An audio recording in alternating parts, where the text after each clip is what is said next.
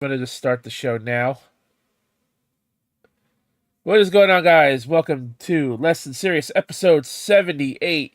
My name is The Rose. We have Casey is Raw with us. We should be joined momentarily by MK3 Kratos. He is currently having some internet issues. I did try calling him twice, and so far, he's not here. So he'll join us as soon as he's available, and his internet stops fucking off on him. But tonight, let me minimize here so you can see the full stacked card we have tonight. We're going to talk about Jirard the completionist and why he's in some trouble, possibly facing charity fraud, amongst other accusations. YouTube's new uploading rule. Is it good? Is it bad? I think people are actually going to like this one, which is weird to say because usually when YouTube does something new, people don't like it. Also, GameStop making a lot of changes to their policies affecting employment, GameStop Pro memberships and whatnot, and it's not looking good. Uh, GameStop possibly heading towards bankruptcy. We'll talk about that. NFL Week 11. Well, of course, we'll go over the scoreboard. We'll see who won the games. Take a look at Week 12 matchups, and we will look over the fantasy leagues and see how the teams are doing. And we will also be going over the Black Friday ads. We go through Walmart, GameStop, Best Buy. I don't know what that noise was. If you heard it, sounded like something fell.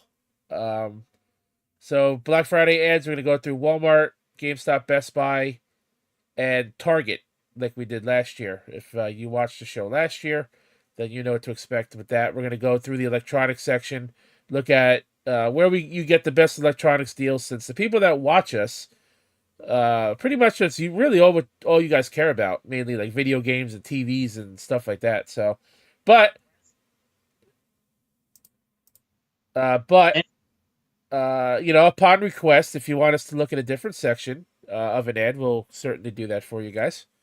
But anyways, what's going on to Mr. Casey is moving. yeah, exactly what it is. I said earlier, I don't know if I was on air when that was happening, but Well, you I are decided, now. I decided to take this weekend off as to do anything packing or moving related because coming up is going to be a big week because I will be moving the bigger furniture this week. Darn, pretty much, probably starting Fridays and going into Saturday and maybe into Sunday. Well, So, you got a 4-day weekend to do it all. Once after you stuff your fucking face with some turkey and all the fixins. I am adding Kratos for the third time. Maybe he'll finally be able to get in here now. so uh, Rose, that there's no point of moving anything more until I get some of the furniture in there because then I can start arranging the way I want the apartment to be. Yeah, I agree with you. You busted your ass last weekend, and if you're going to be doing it for 3 or 4 days Yeah, of the upcoming week, why bust your ass this weekend? yeah. I was thinking to go down there and unpack, but I slept most yesterday, and Shocker. yeah, and then actually got up early today and just hung out and just played Switch and video games and just relaxed I don't know because what's up with Kratos, but I'm adding him to the call, and I don't know if it's dialing him or not, but he's not joining. I don't know if it's his internet or what. He did say call me, so I added him in. Uh, anyways, yeah, Casey, I definitely agree with you, man. I wouldn't bust my ass right before a big move either. That's for sure. start back up as finishing packing up. I mean, I hadn't packed up anything like my clothes or anything because there's no point right now until I get my furniture over there. So I can officially just start staying there. But what I got left in here is my NES collection, my Dreamcast, and a few things behind me with the Philips CDI. It All right, just hold on. I'm gonna disband this call, and I'm gonna call the group that I guess I still have open between me, you, and Kratos to see if that works. all right.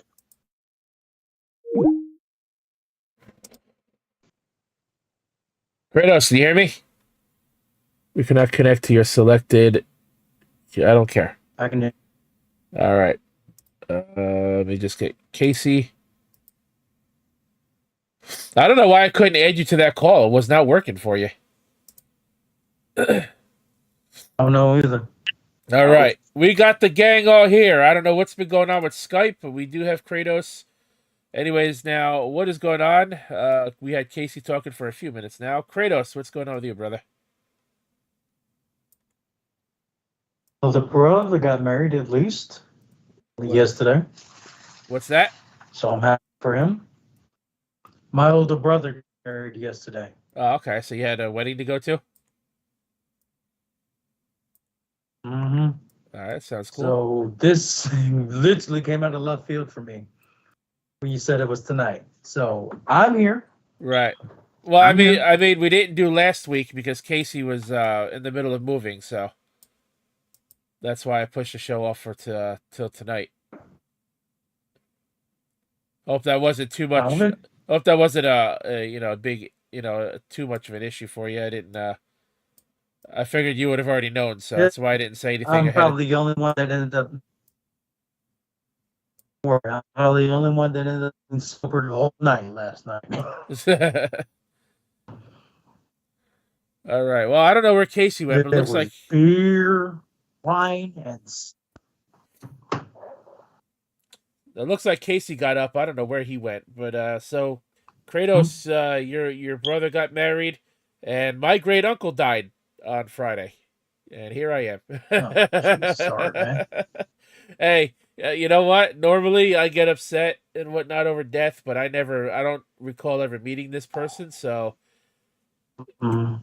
despite the fact that he is family, he was family, and you know, death is always a sad thing to hear about and whatnot. But I don't really feel this one because I don't know the person. Part of my mom's side of the family, and I never really got to meet them. So maybe a little messed up to say, but I'm not saying I don't have feelings. It sucks, that it happened, but he lived a long life. I think he lived to be 93, I think. So, what are you gonna do? Casey got another one. Let's just chalk it up to that.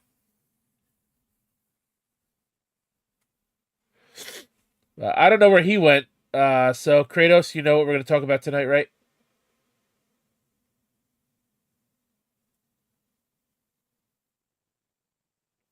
Hello.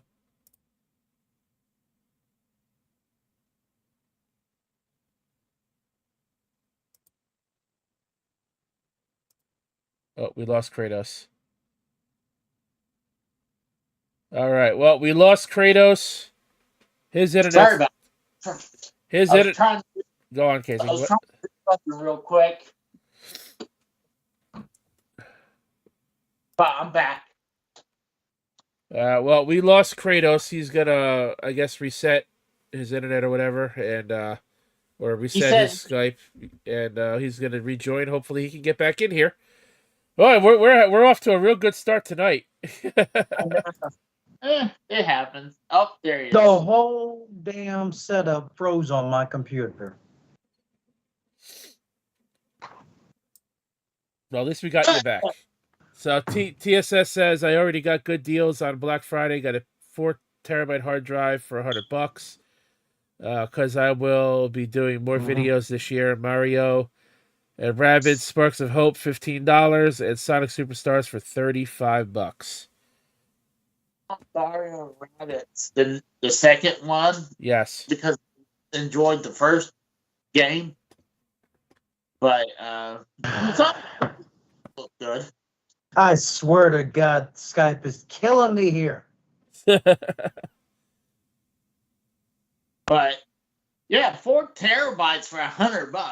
That's Hard a drive. that's a Pretty good deal. fun. Good. Yeah, I actually Like I Very I good deal. I actually got one last year. My dad got me for Black Friday, $80 at Best Buy for 5 terabytes. oh wow. I know I got two terabytes hard drives, one for the PS4 Pro and one for the PS5.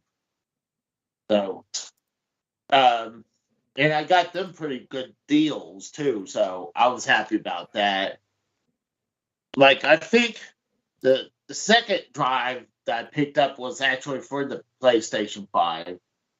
So All right, well, let's get into the show, Casey, so we could try to end it a little early for you.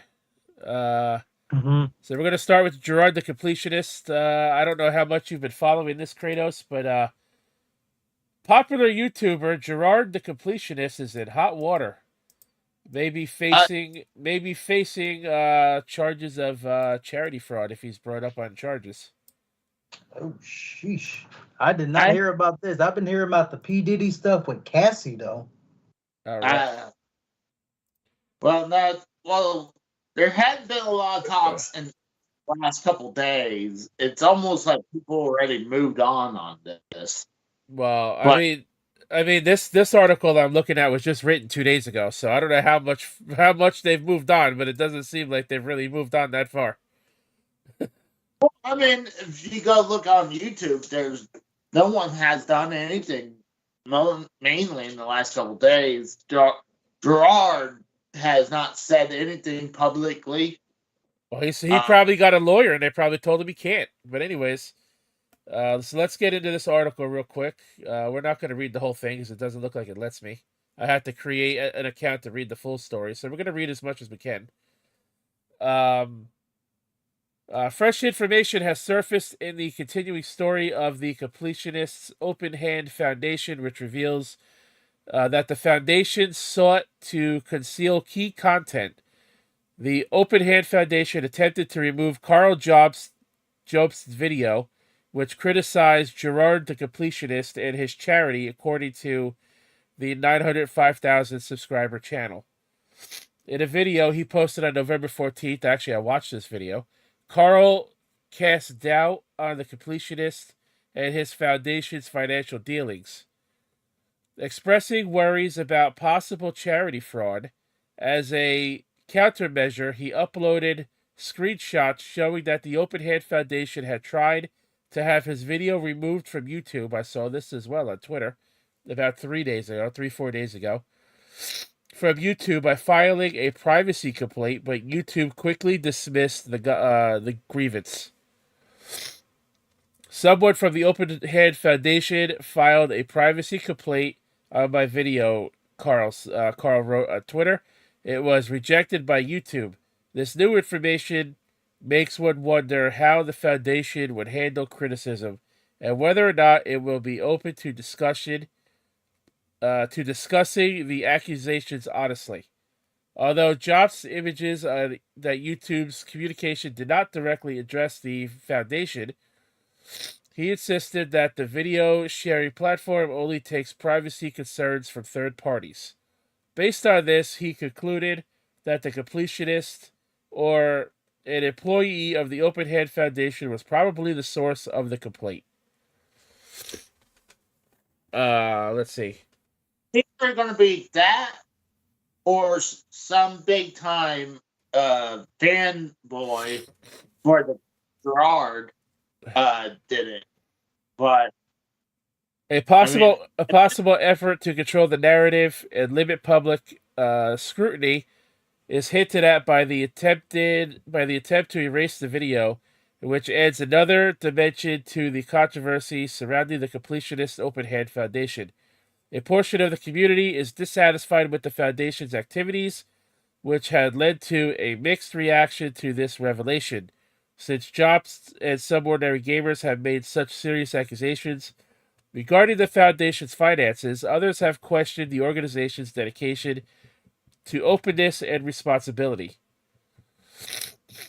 So let's see. I'm gonna hide this page again real quick. I'm just gonna see if I sign in with like Google or something, if it'll just let me read the rest of this.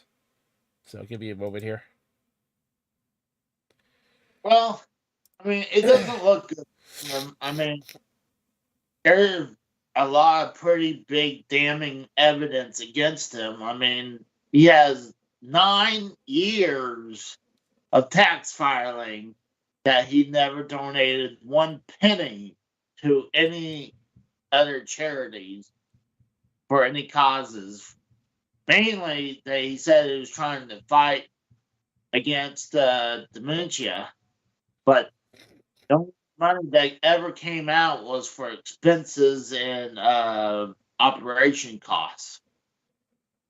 But I said this on Friday is Raw that they have as the tax form that they have like 5 people listed as members of the charity, and no one has been paid and no one officially worked any hours. So who else could be running this thing if no one's pretty much worked any hours? I mean, all this points to Jirard right now. Well, I was able to get the rest of the article. They wanted me to sign up for $5 a month for this website, but fuck that. I guess you get a free account where you can view like limited amount of articles for free. So I do have the rest of this article, so we'll go over it real quick. The community is deeply concerned about Jirard's decision to keep silent in the face of the mounting accusations. He probably has a lawyer. He probably has to be silent. Oh, definitely. An exhaustive and forthright explanation is required immediately in the light of growing controversy involving the completionist and the Open Hand Foundation. An explanation is not required, especially if he was told to keep quiet. Because if this goes to court, he can't just be out there spilling his whatever information he has all willy-nilly, because people are just going to run with whatever he says and create their own narrative. Everyone is looking on the completionist and his foundation to speak out about the financial claim, but so far it's been radio silence on all fronts. The lack of an official declaration or an initiative to address concern only serves to heighten the anxiety and distrust felt by those who follow the leader. The completionist. Rose, there's one thing about that. There has been some statement from the Open Hand Foundation when Muda contacted them. It was through an email, and what they saying that they're still currently looking for a benefactor that no one's really been like was suitable for the funds. Really? And then yes, and not only that, uh, the Skype call that Jirard was on there with Muda and that Carl guy, Right. has some. There was a Skype call that has been recorded. They don't show the whole Skype call, but they show clips. And what Jirard said, that is, they try to reach some of these other charities, and they're like, oh, if you want to put a big difference, it has to be in the 6 figures or higher. Well, I mean, $655,000. That's 6 figures right there. That's more than just 6 figures. I mean, you're damn near 7 right there. So, I mean, that's better than, often paying no or donating it no money. So, but Jirard, he said that he hadn't found. No, he just realized since in 2021 that the charity hadn't donated anything, but that's still 2 years that he could have found a charity and donated the money. Right. It doesn't take that long to find a charity that you feel suitable for the money to go. And not only that, you should really have a place for the money to go lined up before you even do your fundraiser in the first place, in my opinion. I mean, they said they're working with several other charities, and like what Jirard said, that he personally donated to some of these charities himself, but like that's through him.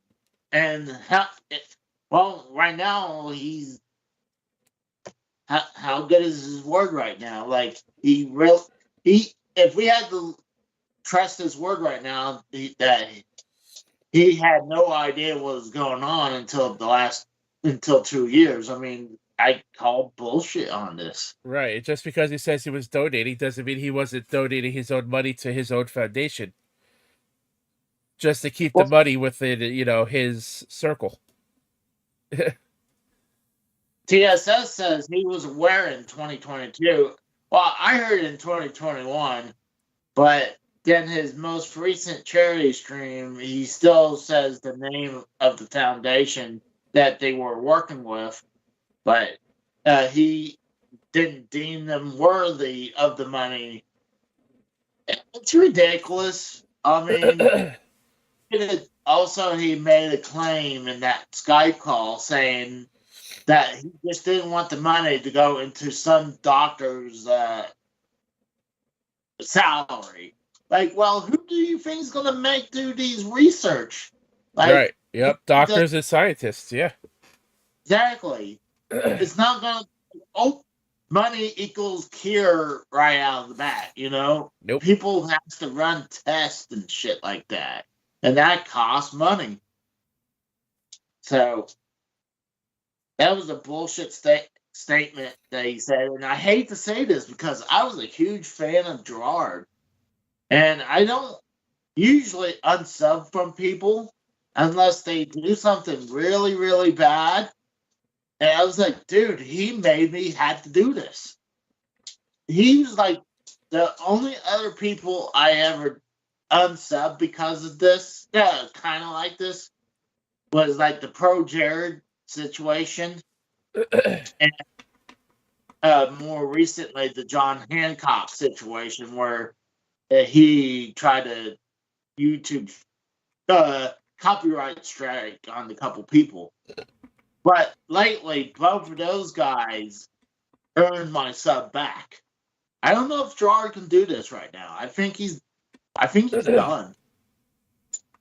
Well, this to finish up the article real quick, it says the completionist and the Open Hand Foundation are at a crossroads as the story increases pressure to prove their assertions and show how the funds were spent.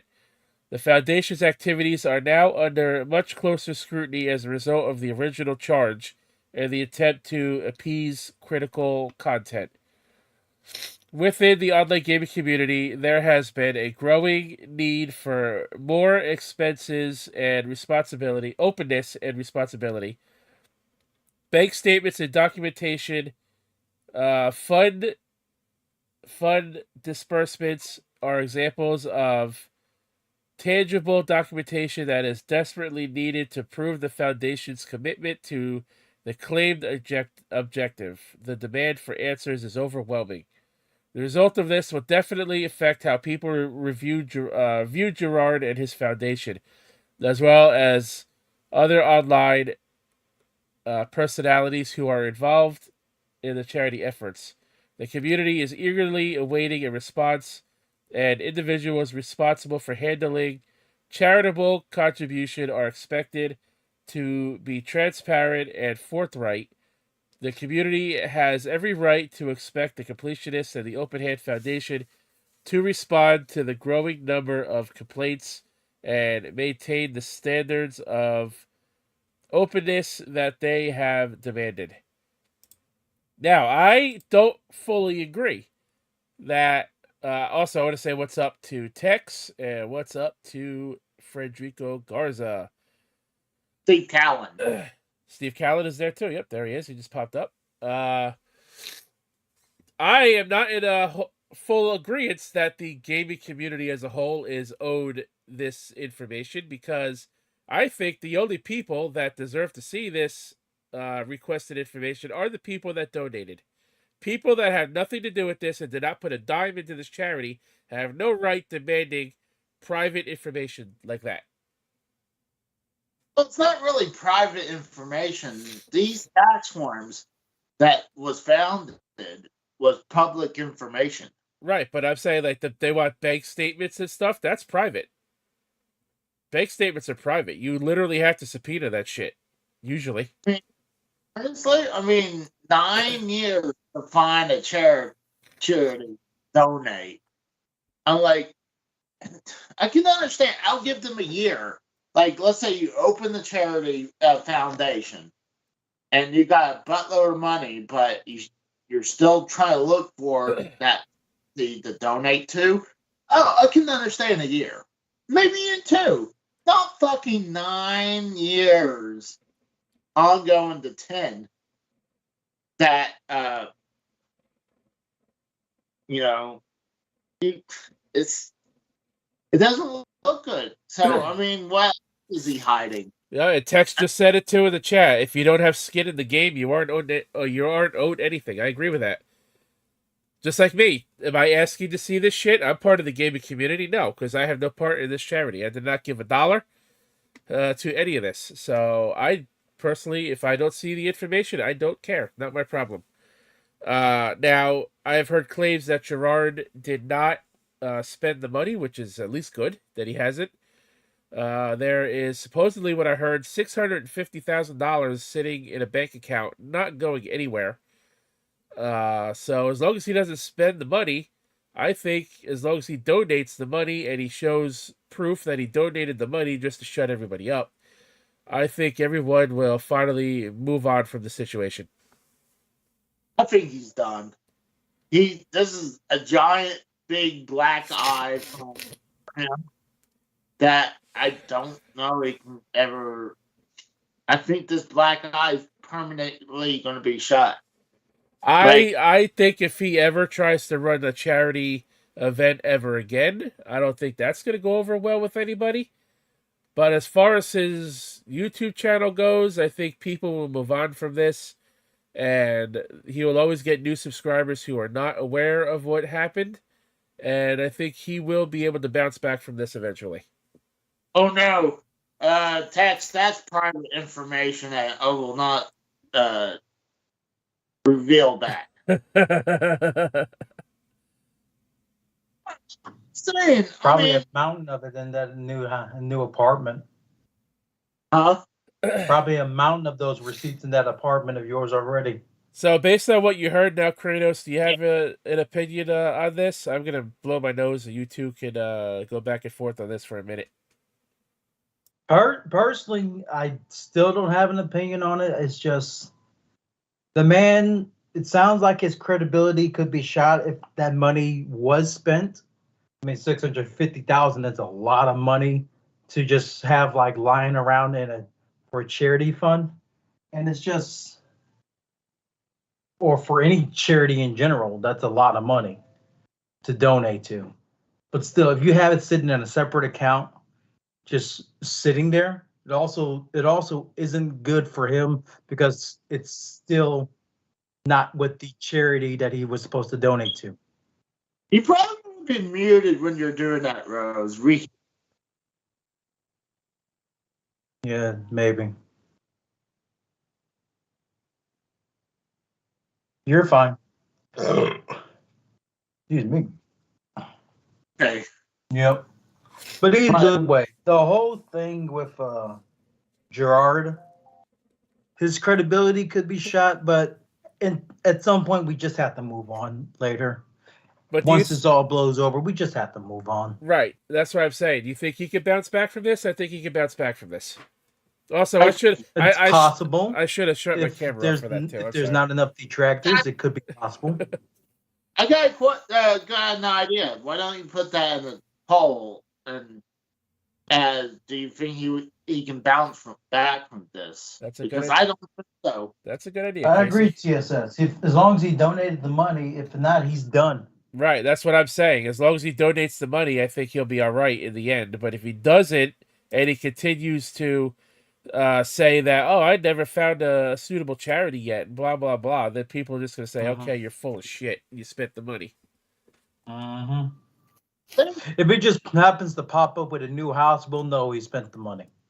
Well, see, I'm more hurt because he's one. I was a fan.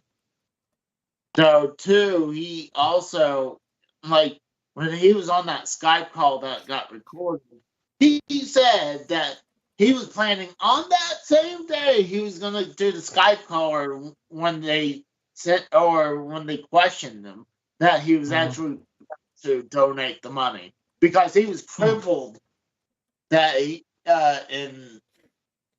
couldn't move what to do about it. But that just happened. He woke up and was like, I'm going to finally just donate the money. And then, oh shit, someone figured it out. I call bullshit on that. Now, we don't have that many viewers, so I'm not expecting that many votes, but we'll see how the few people vote. Of course, I can't vote. I already said yes, so. I say no. So did I say yes. Yeah, But I don't know what's up with me tonight, guys. I was fine until right before the podcast started. Then my sinuses decided to start acting up, so.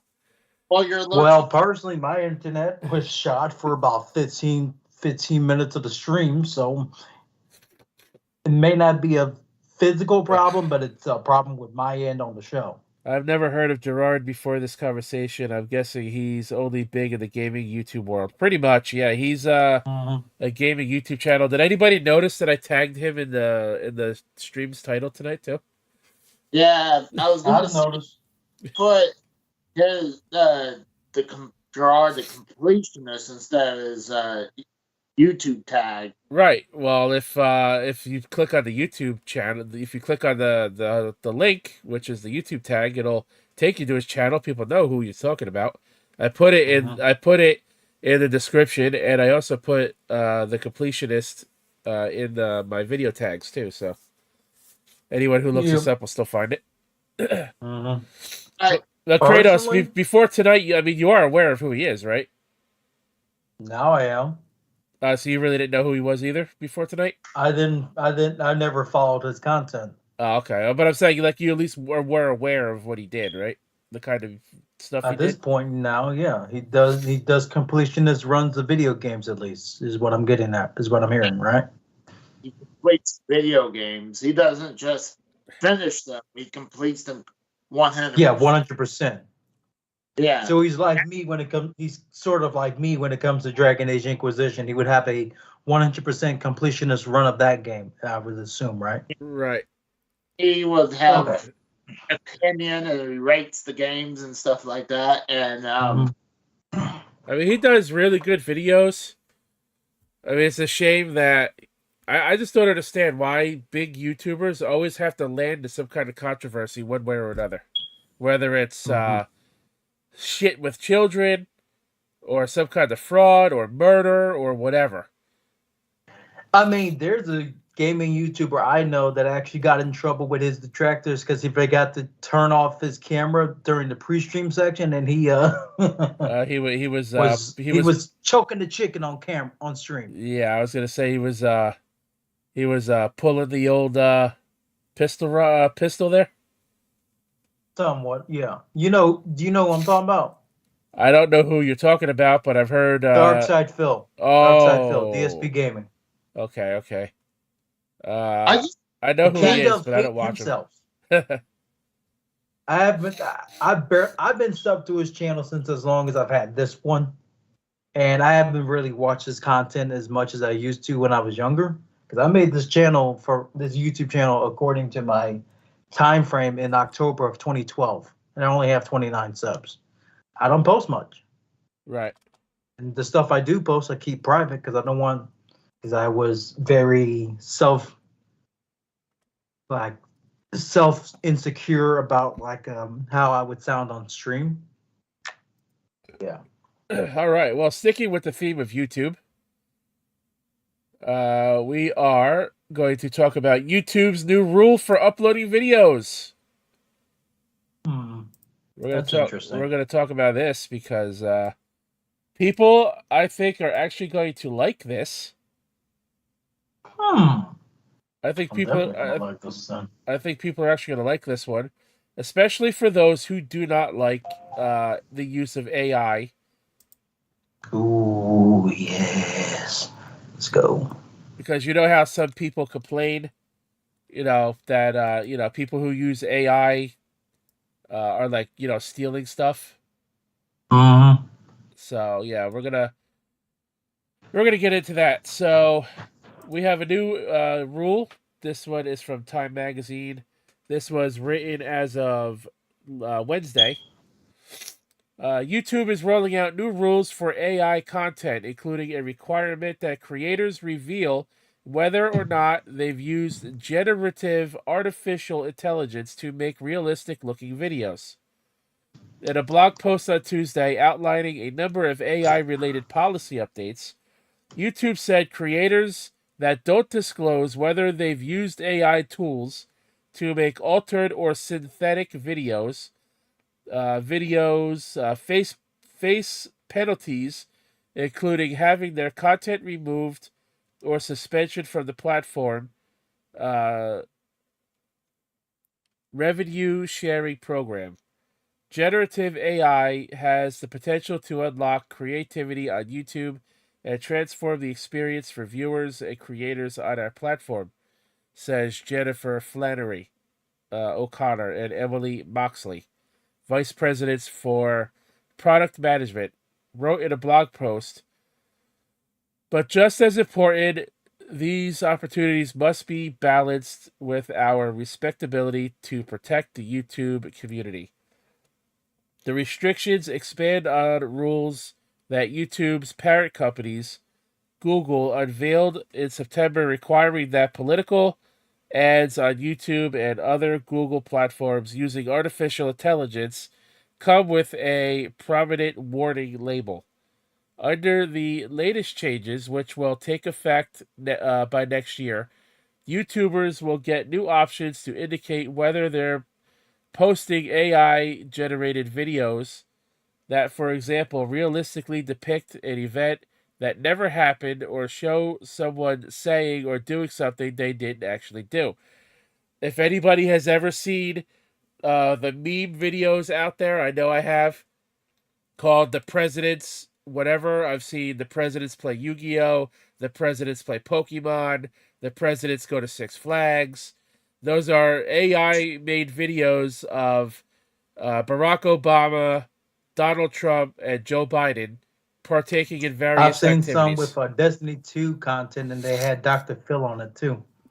And some of So the Destiny 2 content I've those seen. are the kind of content videos now that are going to get hit, as well as videos where people are using AI generated art, which you can find plenty of on Twitter, where, to make, to get art like that, people are just stealing artists' real art that they spend time and effort into, putting it into an AI generator to get new art, or art that very, very closely resembles the art that they stole. Uh, if if you're in the music industry, or anyone who knows about this, there are people currently going around using AI generated art to make like music CD covers and stuff like that, and thumbnails and stuff for their videos on YouTube, without crediting the artists that they're taking the art from to create the AI generated art. And I have seen squabbles lately on Twitter about this.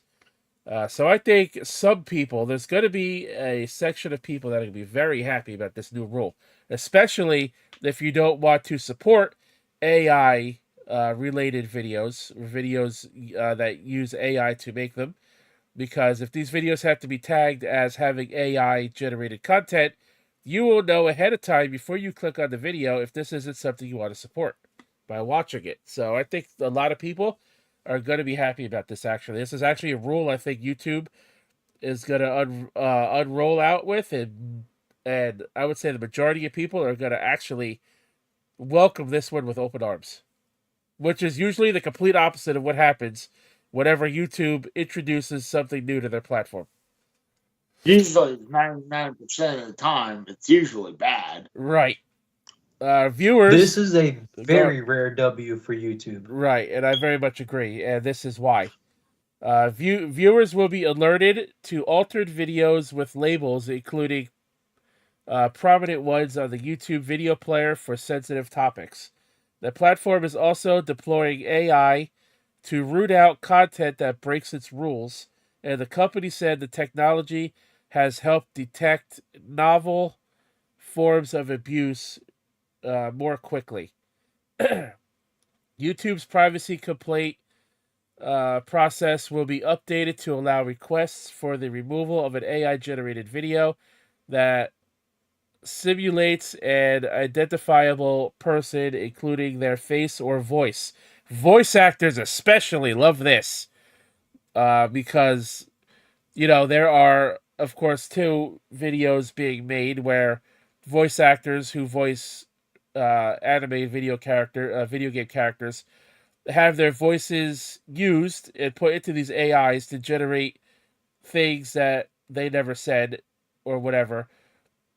And their vocal likeness are being used for these videos, and they're not getting royalties for it.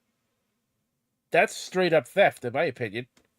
And so many voice actors over the last year or so have already expressed their discontent with this and do not give their consent. YouTube music partners such as record labels or distributors will be able to request the takedown of an AI-generated music content that mimics an artist's unique singing or rapping voice. So there you have it. Rare W for YouTube indeed. You guys still with me? Yeah. Yep. First things first, Casey, I said in the chat, I said in chat, Casey goes to Quick Trip confirmed. Didn't know there were Quick Trips in your area. I thought that was just a Midwest thing. Oh, they're everywhere here. So I'm gonna give this. I'm gonna give this a few more minutes. I'll give it 3 more minutes, and I'll end this poll. I knew we'd only get a couple of votes here, and I'll end the poll, and then I will put up a new poll, and I'll ask if you guys agree with YouTube's new rule. So while you have a couple of more minutes, feel free to vote on the current poll about whether or not Jirard the completionist will bounce back from this charity fraud accusation. There are 7 viewers, according to YouTube, in the chat. So get your votes in now while you can. Let me ask you guys your opinion, people in the chat. Let's say now it's well known about this, about the whole charity fraud thing. Let's say in the next few days he makes the donation. Does it feel like that he actually put any effort to find this, or you think he just did it just to get the heat off of him? I think if the donation is made sooner than later, like literally within the next few days or so, I would say it's probably more along the lines of they did it just to get rid of the money to shut people up. But I would say that he's more likely just to want to shut people up if that happens, rather than still looking for the one, apparently, according to him. But about the current topic, Casey, what do you think about the new YouTube uploading rule? This whole AI stuff. I mean, every once in a while, I'll see AI cover of a song from a cartoon, like Hank Hill, the Country Road song. Or Jesus. I'm like, something like that. That's kind of funny. But if you're gonna do like you said, like you steal a piece of art and you run it through an AI generator and it comes out with something different, like that's bullshit. Because it's like you said, like there's no effort in that. All you did is like stole someone's work. Right, and the same thing Yep. with the voice actors. You're literally stealing their voice. Yeah. No. You're stealing their voice without their consent to generate lines that they never said to use for your content, and some people are making money off of this stolen content. If you think about it, Definitely, I agree. I mean, if they're gonna do something like that, they should at least contact people who's close to the voice actors. Say, hey, I want to do this bit with your voice, and if we create some money, you get a slice of the pie. right? That's how it should be. Because, like I think, like I said, some of those it's kind of cool, but it's kind of like funny, like Hank Hill. But it's like you said, you're stealing their voice acting. Now, TSS, I'm going to take a quick shot at you, buddy. What were you saying earlier in the Derailed Fantasy League about how my last player might shit the bed tomorrow and that you could still possibly win? Yeah, what about that now, TSS? We'll get into that again in a little bit, but just thought I had to take a little quick cheap shot. Anyways, continue. There goes. Well, my winning streak snapped in the fantasy league this week because of Rose as well. Dude, well, like I said, we'll get I'm into getting this. my ass kicked. Well, like I said, I only though, got one player playing tomorrow, Jalen Hurts. That's it. like I I'm said, done. we'll get more into this later, but yeah, dude, you were projected to beat me all week until today. Mm-hmm. I mean, I was shocked to even beat like Frank last week. I beat him by at least like what 20 points. Alrighty, well, I'm ending this poll, so we have 4 yes votes that says he'll recover from this, including myself. So 5 and 2 no and 1 no vote, which was Casey. Yep.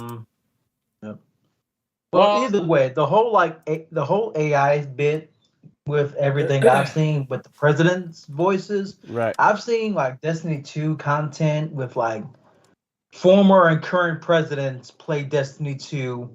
One of them had Dr. Phil on it, had an AI of Dr. Phil in it, and they were running the Vault of Glass raid in Destiny, reprise raid in Destiny 2. It really was. It was funny until to the point where Dr. Phil, being the carry of in terms of raids, the person who's never done the raid before in the game, Sherpas, gets the raid exotic Vex Mythoclast on his first run, and then all the presidents are telling him to kill yourself in the AI generated video. Yeah, that's a little ridiculous. Seriously.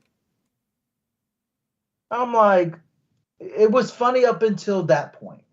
I'm like, and then I started to think, what the flying fuck am I watching? well, it looks like you're getting your ass creamed now, Rose. So Yeah, he's over here making excuses as to why he lost. He can't just take his L with dignity. I get it. it's not just TSS. You got text calling you out, so it's like I don't see Tex's comment. I don't see one from him. I just showed it because he said ass in the comment. I don't know why it doesn't pop up for me. It should pop up for me. It didn't even pop up at all. It was under review. I just showed it and didn't hide it. Yeah, that didn't even pop up for me though. That should have popped up for me. I'm the fucking owner of the channel. I know. Well, Don't speak too loudly there, Rose. Week 4, I beat your ass 136-88. I'm still in shock. I beat Frank when he was 7-2 going into the game with me, and I was 4-5. Yeah, I was 5-5 in Frank's league, and TSS was 8-2, and I beat him. And I beat him, I think, last week in Texas league. But like I told him on Twitter, so I'm talking about Texas League. I beat Frank by about 20 points. like I said to TSS earlier, he's the toughest son of a bitch I faced in this fantasy league. That's for sure. He's always given me a run for my money, even though I've beaten him twice now in the last 2 years. Though I'm only projected to now get 80 points at the end of tomorrow. I have yet to beat Frank and I have yet to beat Tex. But somehow I find TSS to be my toughest opponent. Well, probably the reason why you didn't see Tex's approval for the comment is because when I saw it came up, I approved it immediately. Yeah, but it didn't even pop up for me. It should have. Once we approved it, it should have popped up, regardless. But all right, well, we're rapid firing through these topics, which is a good thing, I guess, because the Black Friday thing is gonna fucking take forever. That's why we're gonna do that last, because it's gonna take forever. I have a segue. Potentially for the show. Anybody heard about the George Santos situation with his campaign funds this week? No, that sounds like a political thing, but anyways. Well, he actually donated. He actually used some of the campaign funds to pretty much like fund his OnlyFans subscriptions. This is a freaking U.S. senator. That's pretty gross. And I just thought it was funny as hell. Yeah, I'm like, I saw the headline and it said, Did we lose Kratos again? That's what I'm saying. I wasn't sure if he cut out or if it's the internet. I think we lost him again, guys. Casey is trying to cancel me. Censorship is wrong. Hey, actually, I wasn't trying to cancel or censor your text. I approved your comment. I didn't hit block it or hide it. I approved it. So, hey, any comment that takes shots at me, I'm sure Casey will be more than happy to approve, even on my channel. oh, definitely. U.S. Senator George Santos. Oh, there we go. All right, It froze on me again. We got Kratos back. We're running an absolute shit show tonight, but we're getting through it. And the shit show was because of my end. All right. So, GameStop's new policies. And why they're changing and why people think they might be heading for bankruptcy. That's well, they're just for bankruptcy. Well, the last time they were headed for bankruptcy, a bunch of like no names helped them out. Yeah, Wall Street wise. Yeah, that's when people made a lot of money and then their shit just tanked all over again. It's not only because of that. Usually, well, when new consoles come out, because one, you sell consoles and then you sell games with them too. So, with the new generation of consoles, a little life into them, they might actually survive a little longer. The reason why I would say this is because the coming year is both Walmart and Best Buy looks like they're going to stop having any physical video games out there. Right. So that means it could be just GameStop. GameStop could capitalize on that and seize all that, capture all that money that they could capture all that money that Best Buy and Walmart are willing to give up on to people from people that want to keep buying physical games. I understand that. In fact, today I still rather buy a video game from GameStop versus Target and Walmart. I only buy from those stores if GameStop doesn't have it because I like to rack up the points to later put towards something else I'm going to buy at GameStop to use like a coupon. You know, Walmart and Best Buy don't offer systems like that to do things like that, where GameStop does. But let's see. A buddy of mine dumpster dives at GameStop after hours. It's legal here. He's got some pretty cool stuff that still works. Yeah, because a lot of times they'll throw away stuff like they'll try do like if CDs, they'll probably try to scratch it or they'll try to break them. But if they're too lazy, they'll just throw away in their full, you know, or like they'll throw away strategy guides and stuff like that. Right. I usually keep most of my strategy guides, unless it's the game I know I'm not going to buy at some point or at all ever. That's when I give it away or just read it till my hands go numb constantly. All right, so let's get into this one. This one is from 2 weeks ago, but people are still talking about it. I just saw a video from that Camelot 331 or whatever his channel is on YouTube. This is from MSN. GameStop, the well-known gaming retailer, is implementing significant changes to its employee benefits starting in 2024. The company plans to increase healthcare costs and eliminate several benefits. These include basic life insurance, accidental death coverage, and disability insurance. Additionally, GameStop will also no longer match 401k contributions. Reports indicate that these changes could double the annual health insurance cost for employees. Yeah. Wow. Changes to the go ahead. I was gonna say they really hate their fucking employees, don't they? Changes to the pro membership rewards. Now listen to this. They hate their customers too. The retailer's pro membership program is also undergoing alterations. Effective December 1st, which is in 12 days, or you could say 11 now because today's just about over. The monthly $5 coupon will no longer be applicable to gift cards or digital products. New members will see a reduction in welcome points, decreasing from 10,000 to 5,000. Renewing members will lose the previous $5 benefit despite these reductions and will not receive the five. This isn't in the article, but they also will not receive 5,000 free points for renewing their membership. The annual membership fee will also remain at $25 a year despite the worsening benefits. Take benefits away, but charge the same amount. Makes a whole lot of fucking sense, doesn't it? That's why I don't ever want their pro membership. It just gets worse and worse. It's like like when they switched their membership, it's just got worse before that, and now it's then like.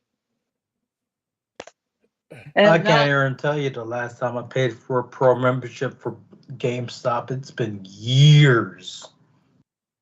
That's not all. Years. GameStop's warranty policy is facing scrutiny. Employees report a new directive to replace warranty new items with used products. Additionally, if a used replacement is not available, customers may be directed to other stores.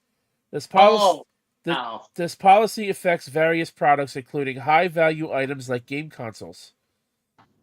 Wow. So if you buy a brand new, let's say the PlayStation 6 came out tomorrow, and you bought one, and let's say in a week it died, it's still technically a new item and you have it warranted.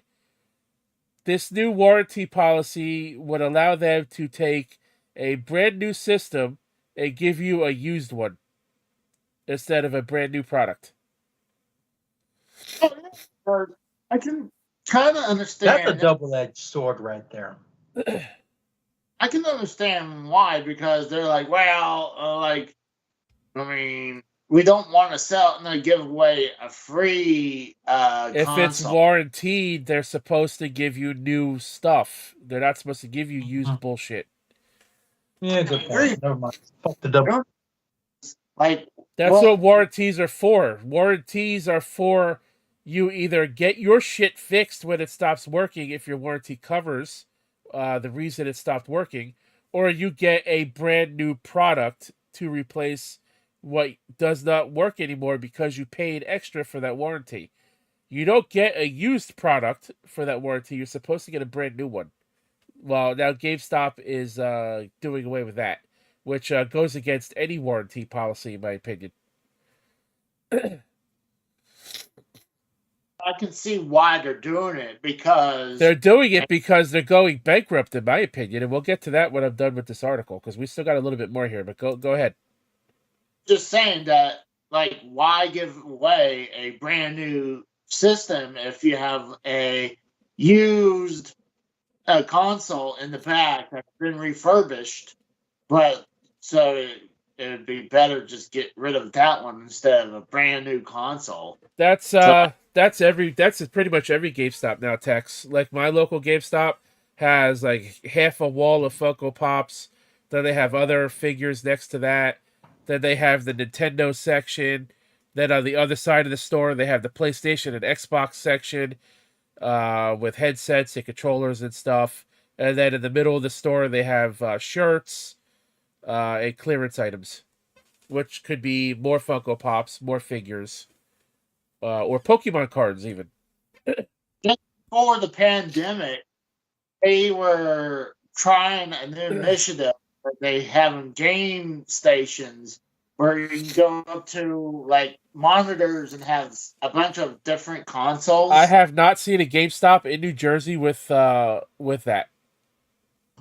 Same from Missouri, man. Same from Missouri. Just one here, and they had at least one that I seen that, and like before the pandemic went full force. So I was like, when I saw that and pandemic started, it's like, wow, bad timing for them because who's going to want to touch any of this stuff during the pandemic? You know, like you don't want to touch anything that the rest of the public is using. I mean, shoot, like I've been told, and it makes sense. Like you don't want to use like a VR headset that the public is using because you can potentially get pink eye from that. Like that makes sense. I mean, that's why they stopped selling used headsets. Actually, long ass time ago, because they were accepting headsets that were used and weren't properly cleaned, and reselling them in plastic wrap. Just clean them, like like maybe Windex the fucking little ends, and then just wipe them down and wipe it. Like I saw the headband and whatever. Yeah, they weren't doing that, so that's why they figured it would just be easier to stop selling used headsets than it would be to clean them. God forbid they do like 5 minutes of extra work. Well, I know these vintage stocks I go to. At one point, they like had a bunch of these VR headsets. It's people giving up their headsets. Like, I'm not planning to give mine up anytime soon because I think I enjoy my VR headset from PS4. So, all right, we have a little bit more to go over here. The company's leadership, particularly CEO Ryan Cohen, is facing internal criticism. Cohen, who joined the board in 2021 and later appointed himself CEO, has been associated with a series of layoffs and executive departures. His management decisions, including the recent cuts, have sparked discussions among employees and the public. In a contrasting move, CEO Ryan Cohen offered Texas Rangers players $1,000 GameStop gift cards after the World Series wins. Tex, did you hear about that? This gesture has also been met with mixed reactions, especially in light of the recent benefit reductions. As of now, GameStop has not issued a comment regarding these reports. GameStop's recent decisions reflect a shift towards aggressive cost cutting. The reduction in employee benefits and changes to the Pro membership program suggest a focus on improving profitability. The warranty policy change could impact customer satisfaction and trust in the brand. These strategies come at a time when the company is reportedly holding a significant amount of cash reserves. The internal criticism of leadership points to potential unrest with the company. Employees and observers are questioning the timing and nature of the CEO's promotional activities against backdrop of cost reduction. As the situation develops, blah blah blah, stockholders are watching to see how these changes will affect GameStop's operation and reputation. So to me, and to a lot of other people, it sounds like GameStop is doing whatever they can to save money because money is something they seem to be running out of. Yeah, they've been running out of money for the last decade. It's like I said, the only reason, actually two reasons why they actually had some money is because the whole Robin Hood stock deal that happened a few years ago. And then the whole thing with the new consoles and selling games with them, it was keeping them afloat. Now we're 3 years inside the current generation, so it's not as popular. I mean, yeah, they have two big games just released this month. You had Spider-Man 2. You mean last month, but go on. Oh, started last month. And then also Super Mario RPG just dropped. Right. That was yesterday, or 2 days ago. Yeah, so, I mean, they hadn't had anything really big drop in a while, minus Mario Bros. Wonder and Tears of the Kingdom, what came out like 3-4 months ago. 5 months ago, but you're also forgetting about Mortal Kombat and Street Fighter 6. I wouldn't consider Sonic Superstars a big deal, but I think Mortal Kombat's got a big enough franchise that GameStop could have stood to make some money from that. Same goes with Street Fighter 6. And yeah, other than Tears of the Kingdom, Mario games, and Spider-Man, yeah. Well, I mean, when was the last time you actually seen GameStop do a midnight release? Actually, I'm glad you just asked that question because they did one for Mario RPG. Because I had not seen one in a long time. Yeah, they just did one for Super Mario RPG, the remake. Yep. Because we lost Kratos again. because I feel like even with the newest consoles, they didn't really do it. I mean, the last big midnight release I did was picking up my Switch when I was in Pennsylvania. That was the last time I did a midnight release to get it. After that, it's kind of like stopped doing it. Yeah, they did the midnight release for Super Mario RPG, but my GameStop didn't do it because it's inside of a mall, and obviously the mall's not going to stay open till midnight for GameStop to do that. So This place that I picked up the Switch was inside a strip mall, and it was inside. So they left the hallway unlocked, but the other departments were all closed. So, but they just don't do it as much anymore because I just think they're giving up on the midnight release. I was trying to get a Michael Myers figure from GameStop. The employees told me they were sold out, so I looked around, and the girl that worked there came up and said they had them, and and he was hoarding them. Well, that's fucking bullshit. Oh, it doesn't shock me. I mean, GameStop does some shady shit. Well, you know what? Well, that's not GameStop themselves. That's just fucking shitty employees. That person is probably looking to fucking scalp them. It's So I fine. found out But some rather stupid information from my internet provider.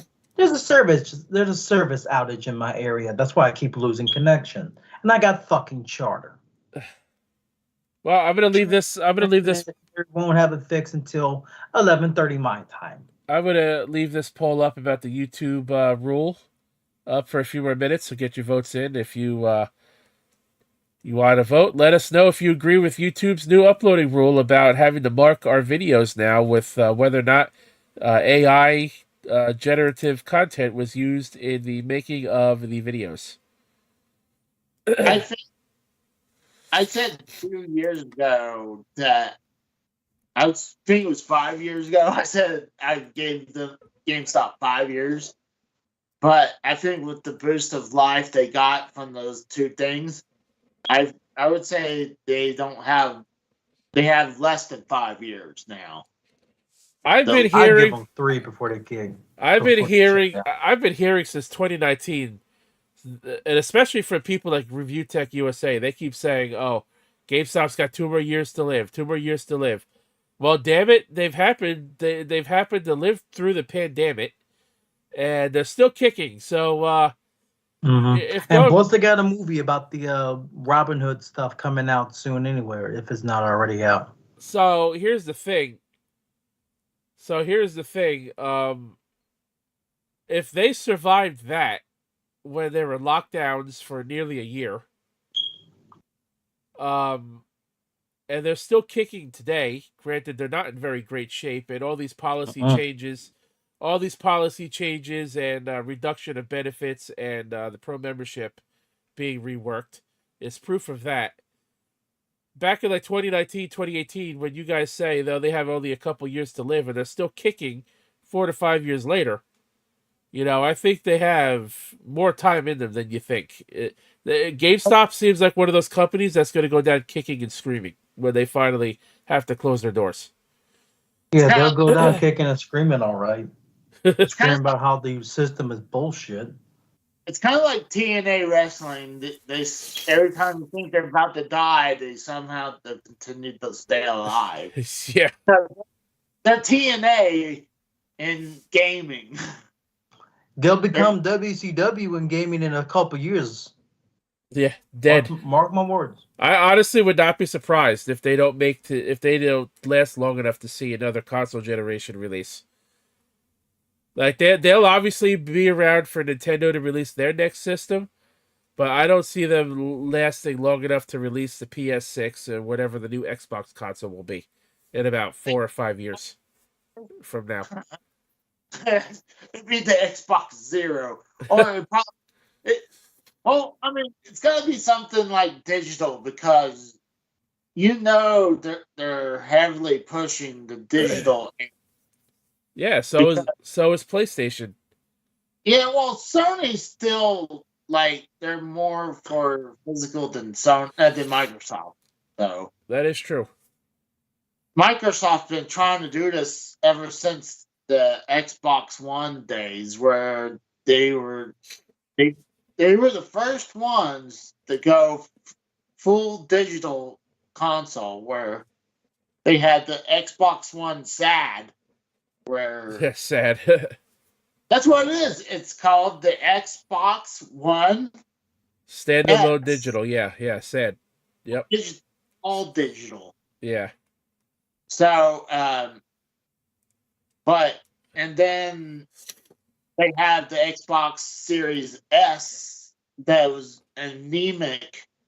I mean, I don't know. Why would you want to get something? I can at least understand the PS5 having a digital version of their consoles, but it's the exact same console. It just doesn't have a disc drive. While Xbox has their Series S as weaker than the one with the disc drive. And the new Xbox model that's going to come out eventually is also going to be all digital, but I think they're going to sell a separate disc drive for people that still want that, which I know is something Sony's also doing with the PS5 Slim. If you buy the digital Slim, they're selling the disc drive separate if you decide you want the disc drive later on.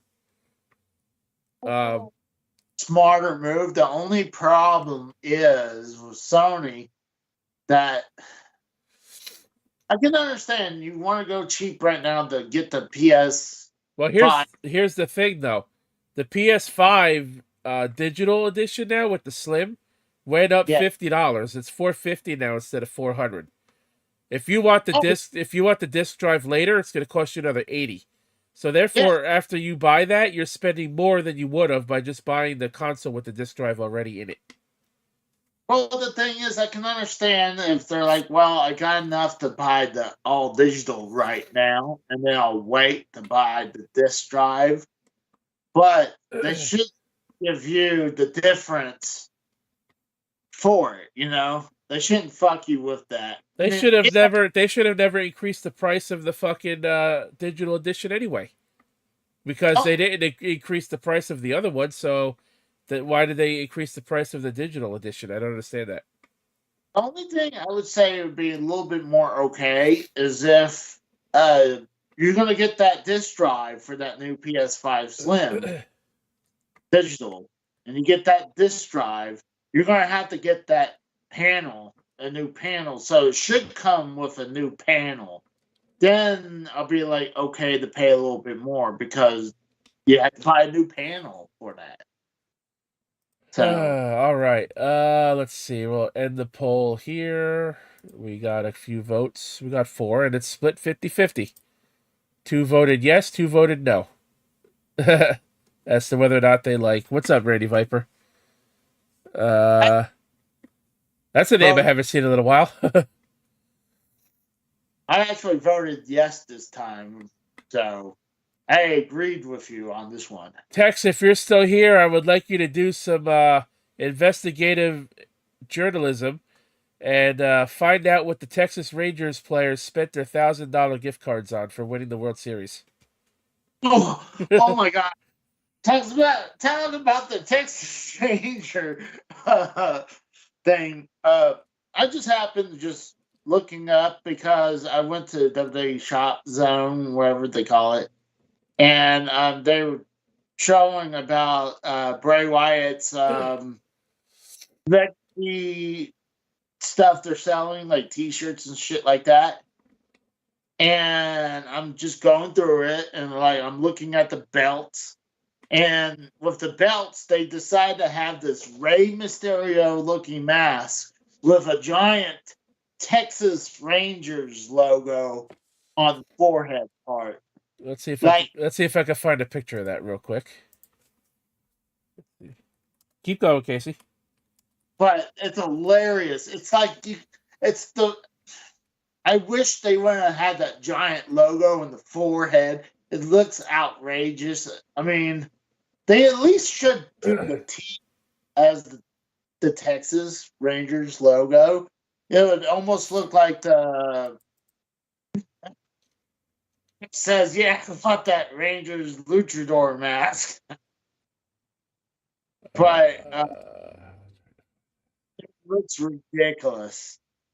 But I mean, I can probably find it and send it to you, but it would take me a few minutes. Because I know I to Tex. Because when I saw it, I was like, Tex, you got to get this. It's like I would love to see what it looks like on. So you're saying it's a mask, right? Not an actual belt? Yes, it's a mask. Okay, I found it right here. I got it. Okay. There you go. Plop. It's hilarious. That's what he wanted you to see, Tex. It is $60 with a promo code. Otherwise, you're going to pay $80 for it. I wish they just had the giant T, at least the T part on the forehead instead of that big giant bullseye on the forehead like that. I'm just that's all I see is that logo right there. That looks ridiculous, in my opinion. I'm saying, man, imagine you go to the baseball games wearing that on there. I think that screams, "Hello, I'm here to get shot." It's like, hey, I got a bullseye right here, so shoot there. All right. Well, I guess we lost Kratos until his internet outage is over with. Let's see if you can you all hear me? We can hear you now. Jesus. Text It's till 11:30, so I don't know if I'll be cut off again or not. Well, that's another Hopefully hour. it's freaking fixed. That's another hour. Hopefully So. it's fixed now. Tex says I'd wear the mask everywhere. But either way, ugh. Honestly, GameStop is a dying brand at this point. It's pretty much dying. It's pretty much being dragged by the Grim Reaper, kicking and screaming right now. You know what? I think I agree with Rose. I think it would be here long enough to see a new Nintendo console, but not the next Xbox or PlayStation. I think I'm hearing that stuff may not come out until 2029. So we got another 6 years or so. Well, I've been hearing, and there was a report. I've been hearing 2028 for PlayStation, but who knows? I'm hearing Xbox. Mass Effect 5 may be a PS6 game when it comes out 2029.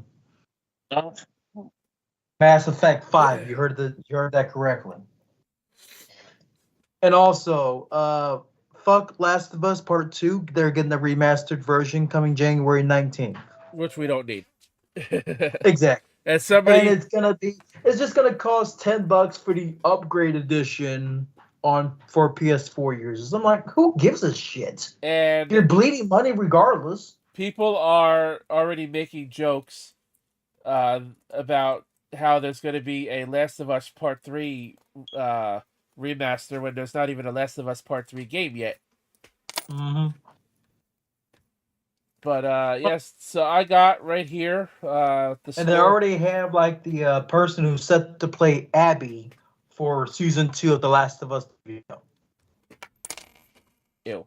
And I said this as soon as they started filming for season 2, keep that name of the actress under lock and freaking key, and they couldn't even do that. Well, it doesn't matter because now she's probably bound to get death threats. Well, it doesn't matter because even if they did that, once the show came out, she would just get threatened anyways.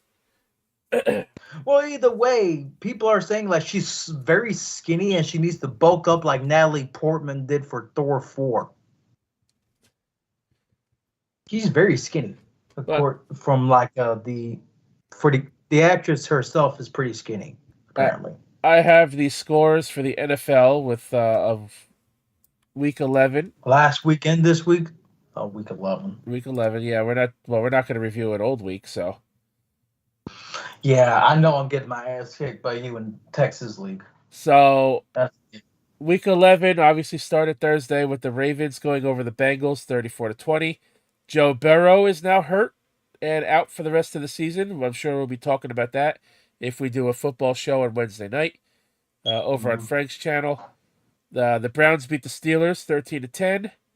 The Lions over the Bears 31-26, excuse me. The Dolphins, in a closer game than I thought, beat the Raiders. Sorry, AJ, not sorry.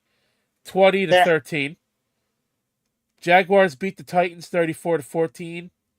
The Green Bay Packers upset the Chargers 23-20. Dallas Cowboys beat up on the Panthers, who didn't see that coming, 33-10. Well, it took a little longer. I was watching it, and it took them a while before starting to score on them.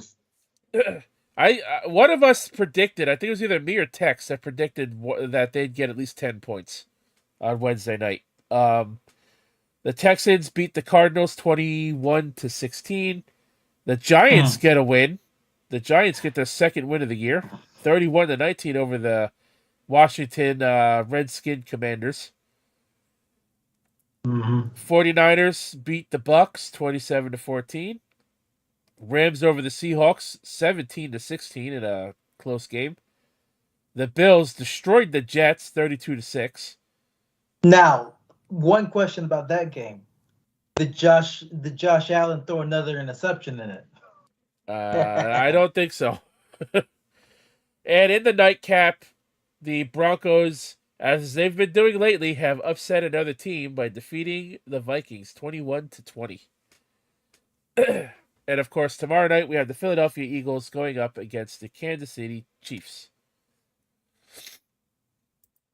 You guys, so I don't know, Kratos, if you've watched really any football today, but obviously I've only gotten to watch my game because after that I had to go out and run a few errands. So I didn't get to watch anything else other than my game today. I was practically half asleep throughout the whole damn day. And according to text, Josh Allen threw an interception that game. Did he? Wow. That's how many games with interceptions now? 7 straight? So now he's got 12, still leading the league.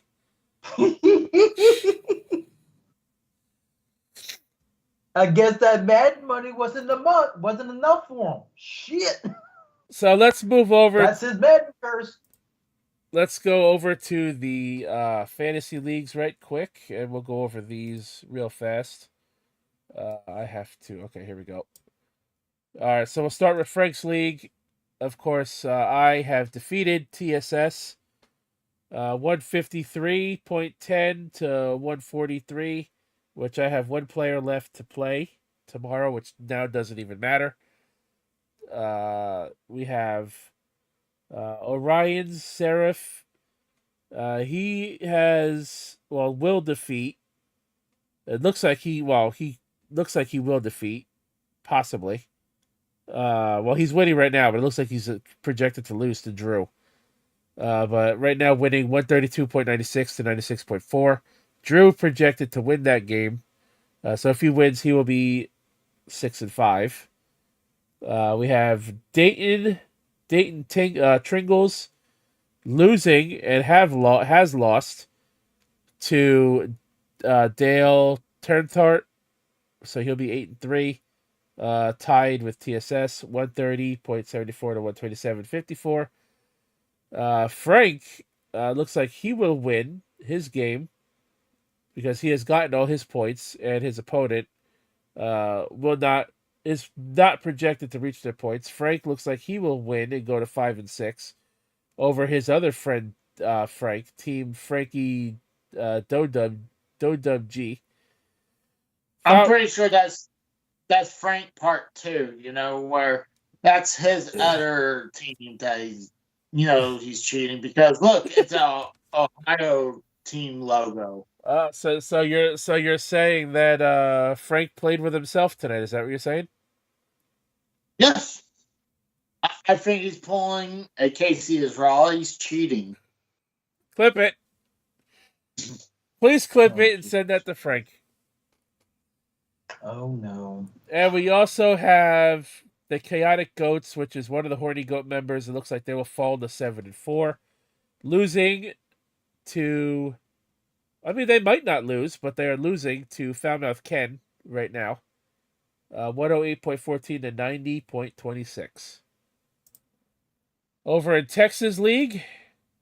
Trump's shot. Yeah. Over in Texas League, I have soundly defeated and will soundly defeat Kratos. Mm-hmm. As I've gotten all my points at 130.3 to his currently 59.4. Yep. I got fucked this week. I will move to 8-3. Tex, who is projected to win, and I mean barely by the skin of his teeth against TSS. He is winning 132.36 to 93.4, projected to get 132.25. That's a game to look out. That's a game to watch out for. He's got Patrick Mahomes and Travis Kelce on his team. Now, that's why I got my ass kicked by him last time. Now it's worth noting that if TSS loses, Me, Tex, and TSS will all be tied for first place at I'm rooting at for 8 and Tex. 3. Except I have the technically, if I beat TSS, Hey, which what's up, I'm not Tex? counting on. I'm not counting on anything. This game is going to come down to the wire. Like Absolutely. it is. It could not get any closer. It's crazy how it's coming out. But I have the tiebreaker over you. Frank has the tiebreaker. It depends over on me. if Frank. So I think if TSS were to lose, Frank would go to 1. I go 2. Does TSS fall away to 4? I'm not sure. I think it's going to come down to points and like points for, and I'm not sure how it will come down, but it's going to be crazy to see how it comes out. Well, let's continue going over this. The winless Motor City Demons. Wow, they're only projected to get 48.93 points. This person clearly must have gave up. Michael is going to get a win. That's AJ's thing. Yeah, well, Oh. he clearly gave up. he not only did he get destroyed, but he's going to get destroyed by Michael. So he's going to move up to 4 and 7, while AJ goes to 0 and 11. The Dreadnoughts, who is the deity, he got all his points at well, not yet, but he's got 83.36. He defeated the managerless team, who got all their points at 53.4. So he'll go up to 3 and 8, while the managerless team goes to 4 and 7. That's pretty sad. Frank is losing 85.94 to 129.3 to Cora's team that has been abandoned. So she'll move to 8 and 3 to enter that possible 4-way first place tie. Wow. If Frank somehow holds on and wins, he'll go to 8 and 3 and enter that first place 4-way tie. Well, okay, I'll put it to you this. I'm still looking shocked at that got over TSS. 1,200 points. I'm looking at TSS and Mine's game right now. The current score. Now, all of my players have played, and like Kratos had said a minute ago, Mahomes and Kelsey are the only two that's left. The current score is 132.36 for me and 93.40 for TSS. Yeah, The projected score for me is 132.36, obviously. And his projected score is 132.25. right. That's what I said. It's if you win, you're going to hold on by the skin of your teeth. And not just this. The first time we played each other, he beat me by 0.30 points, not even a whole point. Him and I have played each other harder than anybody in the league this year. And it is nuts. I have it's crazy. I actually have your lineup and your game right here. This is yeah. This is your It's gnarly. This is your line right here. So it looks like Tex, your best player was Tank Dell. Dell, yeah, Tank Houston, Dell, Texas. 28.9 points, followed by Gibbs from Detroit with 21.5. Your Amaron St. Brown, 21.7. While TSS, his best player was Ayuk, who put up 26.6 today.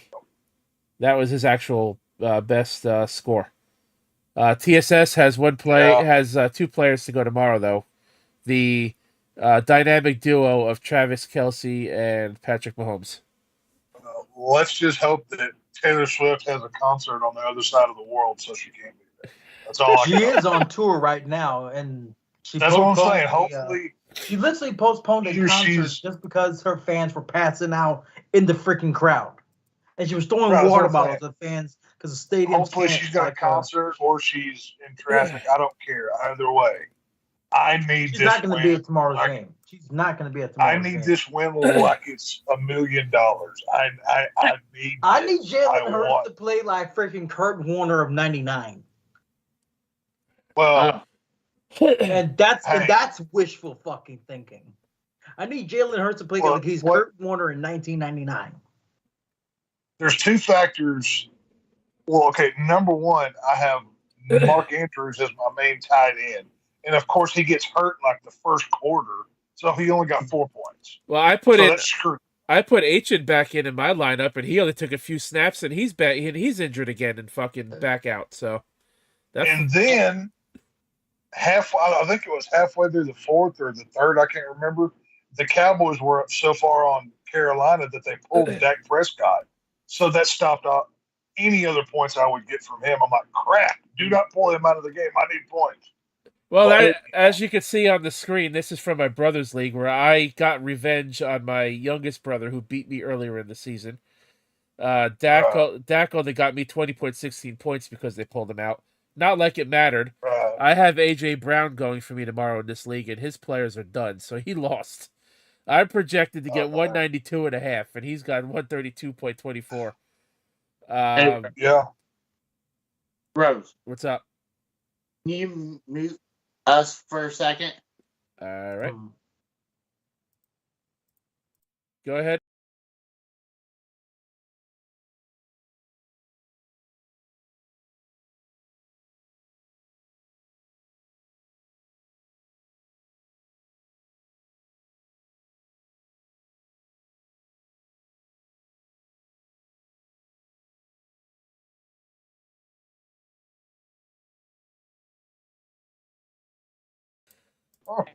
Jesus Christ, Casey. Well, better late than never, anyways. So that's the week in fantasy. I'm gonna be. I can't believe Casey just called all of those NFL players the N word when we were muted, guys. That is disgusting. Can you believe Casey said that? My God. Hey, you know what? I don't put anything past Casey these days. But the amount of slurs that just came out, I can't even. I'm offended, Casey. My God, that was disgusting. He called me the N word and the F slur, chat. He said he gave me a combo. He got me the N word and talking about these football players. Like, my God. Yeah, he done called him a.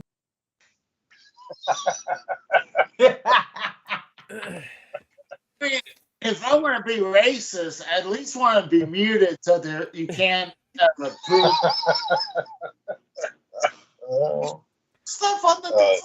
You can't just be racist and give people any proof. So since I managed to sweep the weekend over here in football land, I will move to 8. I will move to 8-3 in Texas League. I will move to 6-5 in Frank's league and 7-4 in my brother's league. So I'm all for it. The only thing that I can honestly hope for in tomorrow's game is Patrick Mahomes and Travis Kelce both getting hurt at the same damn time. That's just they need to have a horrible game. Next week, I'm projected to beat the winless AJ, and Tex is projected to beat Michael. Everyone's projected to beat him. He's got a starting. He's got a starting man that's on injured reserve currently. Yeah, like I said, he gave up. When it comes to our league, like I was saying in the chat earlier, or not in the chat, but in our DM group, week 13 is the week that's really going to define the playoffs because me and Rose play each other. Frank and TSS play each other, and Cora is projected to beat the managerless team. Cora's not out of this thing. She can still come into it. Even though she's even though she's physically out of it. Yeah. like Cora has made no moves. She hasn't adjusted a lineup, and somehow she was sitting almost tied for first. I'm projected to face Cora next week. What do you mean? No, I'm talking about in week 13. Week 13, yeah. Oh, week 13. Week 12. In 2 weeks. In 2 weeks. I'm projected to face AJ again. That's an easy one. Yeah, no, in 2 weeks is going to be the most pivotal week because Rose and I are sitting at 3-4. And I mean, if TSS were to beat me, then Rose would jump over me, obviously, and then I would be at 4. Now here's the thing too. Kratos wins his last 2 games, in which he's currently projected to do so. One of us falls off. I'm also projected to beat Tex in week 15. Well, if you make the playoffs, yeah. So, no, week 15 is like a week before the playoffs. Week 15 is the final deal. But yeah, we haven't adjusted lineups for week 15 though. As it currently sits, it may be that way. But y'all know as well as I do, Yahoo's projections are about as accurate as a blind man in a shooting contest. So they change. I mean, a couple weeks ago, whenever me and Frank played, I was projected to beat Frank by like 25 points. And then literally on game day, the projections just flopped. And then it put him 10 over me.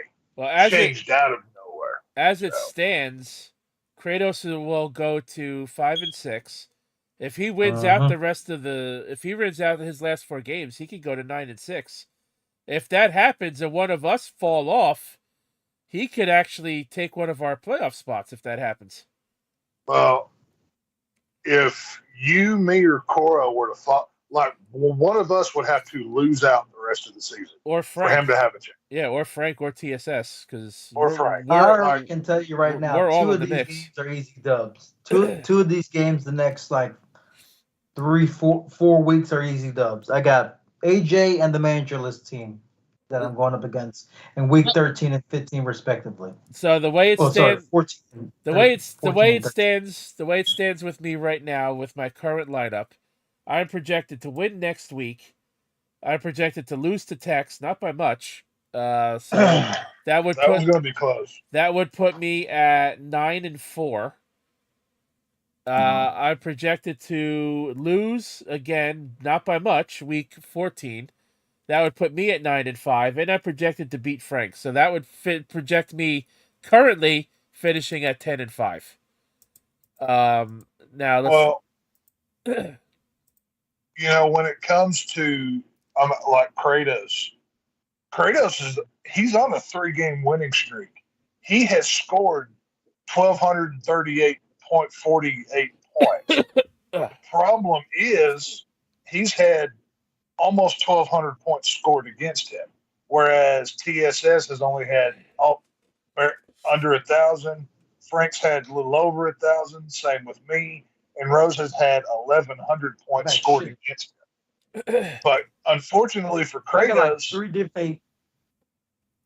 What was that? Yeah, Kratos has caught everybody on their best week. It seems like when it came to the big dog teams that are on top, and that's why he's so far down the list. So Kratos has a great team, but luck has just not. That's what's so crazy. How Cora has done nothing. She doesn't even know how to adjust a lineup, and she's beaten almost every. Cora didn't lose until teams started having off weeks. That's when Cora started to lose, honestly, because it's just the computer just blessed her with an awesome freaking football team.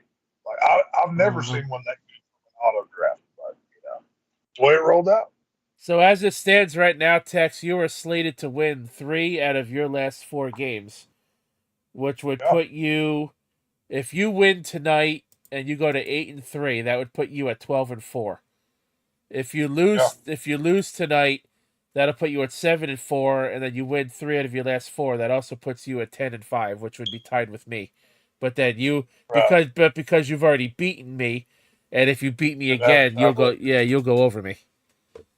I'm still shocked. I'm projected to go like the next 4 weeks are all projected wins for me. Can I point something out? You realize Angela's team has 4 wins, while AJ was the only person who drafted his team is winless. Well, that's because, to be fair, AJ has never played fantasy football before. So neither have I, and yet I'm doing well myself. Well, whenever we were setting up the draft, Wednesday night. I was showing him how to, because the rules were, this is an auto draft league, then you have to make adjustments after that. He couldn't get the auto draft for whatever reason to set. So, he picked his team. But he basically picked all Raiders or Lions. He didn't pick best player available. He picked players that he knew from his team. That's pretty much what anybody does. Right. Well, that's what an inexperienced player does, not somebody who's that's what I meant. No, I said anyone. No matter who they play for. Yeah, I said anyone. I meant inexperienced. Yeah. Hey, question on this. Like, if you have like 2 wins over like someone who's above you based on like ranking, would that consider and they have end up with the same same like um record as you? Would that mean you win the tiebreaker over them? Yes. If you Okay, so I if beat you Frank twice this week in this league, both times. I beat Frank twice. So if he drops but 9-6, he's then I go 9-6. I go yes. above him. Frank would have to drop down to the same win loss record as you for you to jump him in that case. Yep, yep. And he's currently looking at going 7-4 now. And now, like, let's say he beats you one of those times and y'all split, then the tiebreaker would fall to who scored most points again. Or Oh, I points beat them for, both week 1 and week 10. whatever. But yeah, you get my point. Yeah, I beat them both week 1 and 10. All right. I'm shocked that was. I didn't even realize that was my first win. I beat him 122.9 to 90.8 team. So we got next week. We have the preview for next week. We'll check out the matchups here. We got 3 games on Thanksgiving. We got the Lions going up against the Packers they're the early game. You got the Redskin Commanders going up against the Cowboys. They're the midday game. Go Cowboys. And we have the 49ers and the Seahawks in the nightcap of a triple header football Thanksgiving. Nice. We have the Dolphins and the Jets going at it at the very first Black Friday football game at 3 p.m. Eastern Time. Why has it got to be black? Jesus. Have you seen Casey? What did you just call all those poor NFL players? That's why. Because of all those nasty words. We have the Buccaneers against the Colts, Patriots Giants, Panthers Titans, Steelers Bengals, Jaguars and Texans, Saints versus the Falcons, Browns Broncos, Rams Cardinals, Bills versus the Eagles. That's going to be an interesting game, by far. Definitely an interesting game there. I think that Jaguars Houston game could be a barn burner, to be honest with you. You've got 2 offenses that are rolling right now. That could look like a Madden video game very quickly. So we have the Chiefs and the Raiders, which is another divisional matchup. The Sunday night game, Chargers and the Ravens. And the next Monday night football game on week 12 will be the Bears and the Vikings. right. So out of these these games in the upcoming week, Bills and Eagles I'm definitely interested in. Of course, my team, and it's a rivalry, Dolphins Jets. Houston and Jacksonville, I could see that being a good game too. Yeah. Generally, I watch any football on Thanksgiving, so it's just the Thanksgiving tradition to watch football. I'll be watching football all day, most likely. So, I'm gonna watch all 3 of those games, or at least watch 2 of them. So I'll probably watch the first 2 if I don't watch the 49ers game. But yeah, so week 12 seems like an interesting week of football. A lot of divisional matchups. It's looking like. I think actually, well, let's see. We have 1, 2, 3, 4, 5. I want to say 6, 7, 8, and 9. 10. I see at least 10 division matchups there, if I'm correct. I see at least 10 divisional matchups in week 12. Well, we're getting to that time of year where these games. I mean, hell, the Cowboys played the Eagles 2 weeks or 3 weeks ago, and they'll play them again on December the 10th. So I mean, those games are only a month apart. So, I mean, of course, Cowboys Redskins divisional as well. We're getting to that time of year where divisional games really, divisional games always matter, but they mean even more right now. So.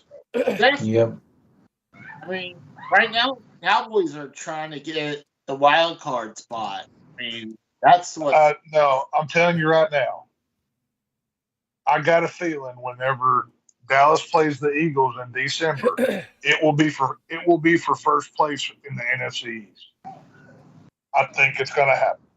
No, it seems like Dallas's offense finally woke up. So, which is good for them. They've kind of unlocked the cheat codes on Madden, and they're letting them play a little bit more. So, Well, I got my lineup set up for the next 4 weeks. Well, you're gonna want to keep an eye on it because anything could change. So, well, just because it's set up, projections can change and injuries can happen. And one thing I will say, since you're a new fantasy player, pay attention to, especially when you get like in the week, 15, 14 and 15, if you have teams that have clinched playoff spots, they may start resting players. Oh, definitely. So especially if they've already clinched home field advantage and stuff like that, they have nothing left to play for. Just like with Dak Prescott today, they pulled him whenever they were 20 points ahead, and it cost me points. So that's why me and TSS are so close.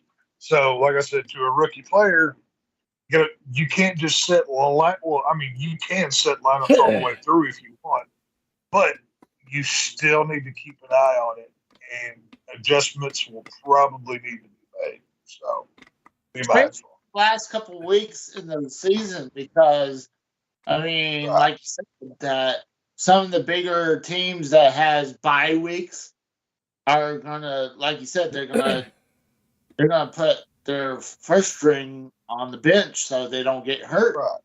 Well, yeah. If you've got a team, let's say you've got players from the Lions, for instance. Let's say the Lions were to lock up the North in the NFC 3 weeks ahead of time. There's nobody who can catch them. They might as well rest all their stars for the playoffs. You don't want to play any of those Detroit Lion players because they're not going to get any points. So adjustments will have to be made. But like I said, this is what makes fantasy football so interesting. Is it's not just point and click and okay, give me my points. It's harder.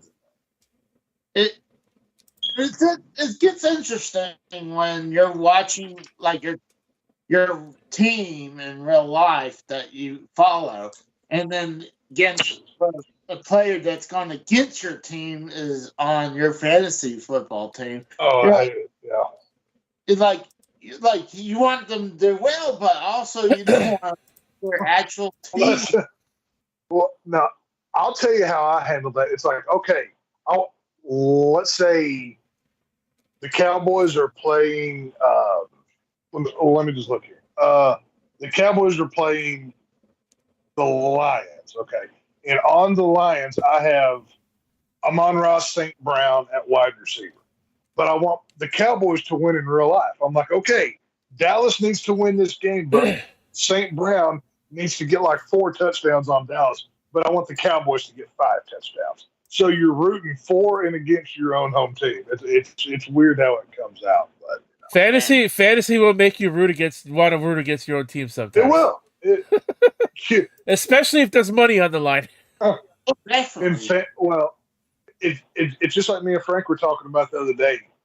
Fantasy football you're basically gambling, even if you're playing in a free league, because you've got so much riding on it. That's why it's addicting. It's if you're into it, it's addicting. But it's the only time I've ever rooted for an Eagle in my life is whenever I've got one of their players on my team, and I'm rooting for his performance, not the team. But it is what it is. But what the hell? You couldn't instead of the wide receiver to get 4 touchdowns, you can get all the yards, but then stop short. That's what I'm saying. Like, I want the Detroit Lions player to get 4 touchdowns against my team, but my team needs to score 5 touchdowns back, so I get both pieces of pie. Is basically what I hope for most times. So it works out sometimes. But yeah, that's one of the things that makes I was heavily into fantasy football for a while. I would have I would have my phone on. I would have my laptop right beside Oh, me. dude. Yeah. Oh, I'm bad about it. Well, I'll say this. Do y'all ever watch or listen to any of the fantasy football YouTube channels or podcasts? Because I'll listen to those all week long, trying to get that little bit of advantage that somebody else may not have. That's the level that I go to. Like, there's like 4 different podcasts that I subscribe to, trying to find that little hidden edge or whatever. But, Well, it's one of those I took your advice on Mitchell for Thursday's game, and he got me 5 points. like I said, I never said he was going to hit this week or be a number 1 running back, but he's got the potential to be a good flex going deep into the season because, I mean, we're in week 11 in football here. You're not going to get any big name. I mean, most leagues are past the trading deadline now. So you're going to basically anything you're pulling off the pile, it's not going to be great, but it might get you something. Well, You know what I'm saying? Put it this way. My other option was Spears from Tennessee. He only got half a point less than what Mitchell got. Right. So. That's what I'm saying. Would you have 5 points or half a point? I mean, but you know as well as I do, 5 points in fantasy can determine you winning a championship or losing one. Yep. So you never can tell. So, I mean, it's one of those things. It's funny you talk about these fantasy football podcasts. Yeah, I am actually starting a new stream. Oh, dude. Oh, God. Fantasy football fantasy picks. So, so I will be starting making picks. So if you want the best news and reporting and picks, you come to Casey is Raw, and I'll give you. If you want the best, stay away from whatever god awful thing he's going to put out there. That's basically what's going to happen. Oh shit! I'll be right back. All right. I'm gonna try it and everything and see what would work to get my subs up. So I'm like, if I need to start making a cooking channel, I will do that. Or if I need to do a food, like a fantasy football picks, I'll do that too. So Casey, you are a whore for views. Or if I need to dabble into Pink's territory, and I'll start giving more movie reviews. So I'll do whatever I need to get subs. So all right, just look at Casey is Raw's fantasy picks coming soon to you. Right now, I'm getting the Black Friday ads ready. Looking for the electronics section of the Walmart ad at the moment. Cause that's pretty much all anyone cares about, right? Yeah, no, I couldn't imagine taking. I would just as soon nail my balls to a step stool than take Casey's fantasy advice. I'm just saying.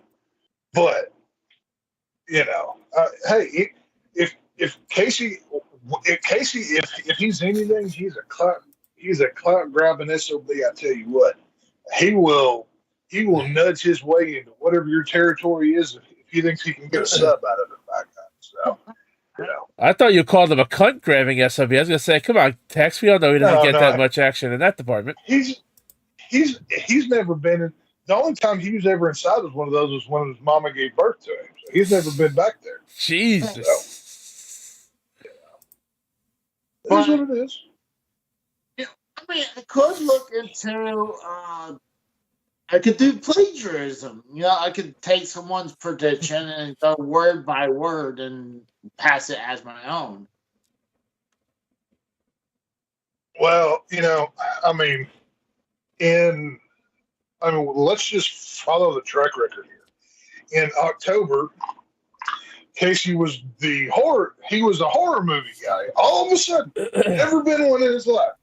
You know, and then once he saw, you know, a few channels talking about scary films, he was all about it. You know what I mean?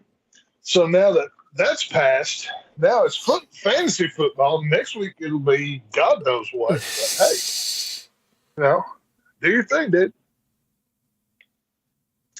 I don't know. I mean, it's like almost like someone's saying something, and then it comes to me like this is a good idea to do. Yeah, it was a good idea because somebody else already did it, and you want to jump on the bandwagon as it's going out of town. That's what your idea is. So, see, Casey, if you were a guy at the bar, you'd be the one that waits till 3 a.m. and then starts hitting on the fat girls that nobody wanted to talk to because you might get laid. That's basically the equivalency of what you are. You know what I mean? Jesus Christ. You're not going to take my plagiarism football picks advice? No. I'm currently sitting in first in one league, second in another. I'm currently third place in my league for all of us. I think I'm doing just enough well by myself. I'm not going to do as you said, Casey. I'm sorry. Now, if I ever need hey, what's a good price on this old video game? You're my guy. You'll be the first one that I call, and I'll be like, Casey, I'm trying to buy a Nintendo 64 with blah, blah, blah. How much should I be paying on this? You will be my only call, but not when it comes to football. So, sorry. But, I'm trying to open my horizon. you're trying to open, you mean broaden your horizon, what you're trying to do. Yeah. Maybe do a little studying and realize that the Houston Oilers didn't get no points today before you start giving fantasy picks and whatnot. This week, I mean, they got 0 points this week. It's like almost they didn't show up. It's almost like the team doesn't exist anymore. That's crazy.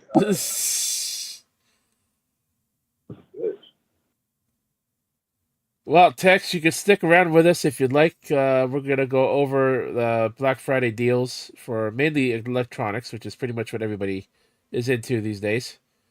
I'll stick on for a minute. I got a few minutes. I don't have long, but I'll give you a little bit of my time. So, now this is a little weird because this is like fucking scattered all over the fucking place. This ad is a bit of a mess, so let me see if I can find the actual Walmart Black Friday ad that's actually on their website. Actually, no, we'll keep this page just in case. This ad is all over the place. It's got electronics, and then it's got some pages that have like other shit, and then it goes back to electronics. Like it's all over the fucking place. Let's see. So, I guess what I want to ask is, do you guys plan on going out shopping Black Friday or no? Yeah. I mean, I've already done. Well, technically, Black Friday sale started days ago. About a week ago online. Yeah. But there's a couple like the only way I'm going to be able to afford Christmas is by getting stuff on Black Friday sales because I'm broke as a joke right now. So I don't have a choice, but it's all good. Yeah, for me, I'm trying to be a little bit more careful since heading into the apartment and rent. Even though I hadn't fully moved in, rent's coming up very shortly. Even though, it's partial rent I would be owing because I didn't start moving in until the 10th of November, so I'm trying to be a good boy and not go out and buy a bunch of shit.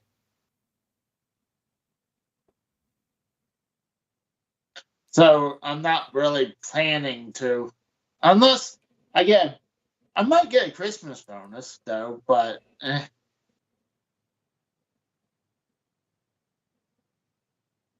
But which ad you're looking for first? Well, I'm gonna start with Walmart because that's the one I have up here. And it seems like Walmart is pretty much a store that a lot of people shop at. It's just that their ad is all over the place this year. Like the first thing here, and this is on tech, by the way. Video games has their own section we'll go over. The first one here is a Walmart brand TV, TCL, 55-inch 4K Ultra HD HDR smart TV with Roku for $188. That's a hell of a deal. Laptops I don't really go over because I don't know what's good with laptops unless I actually do the homework on them.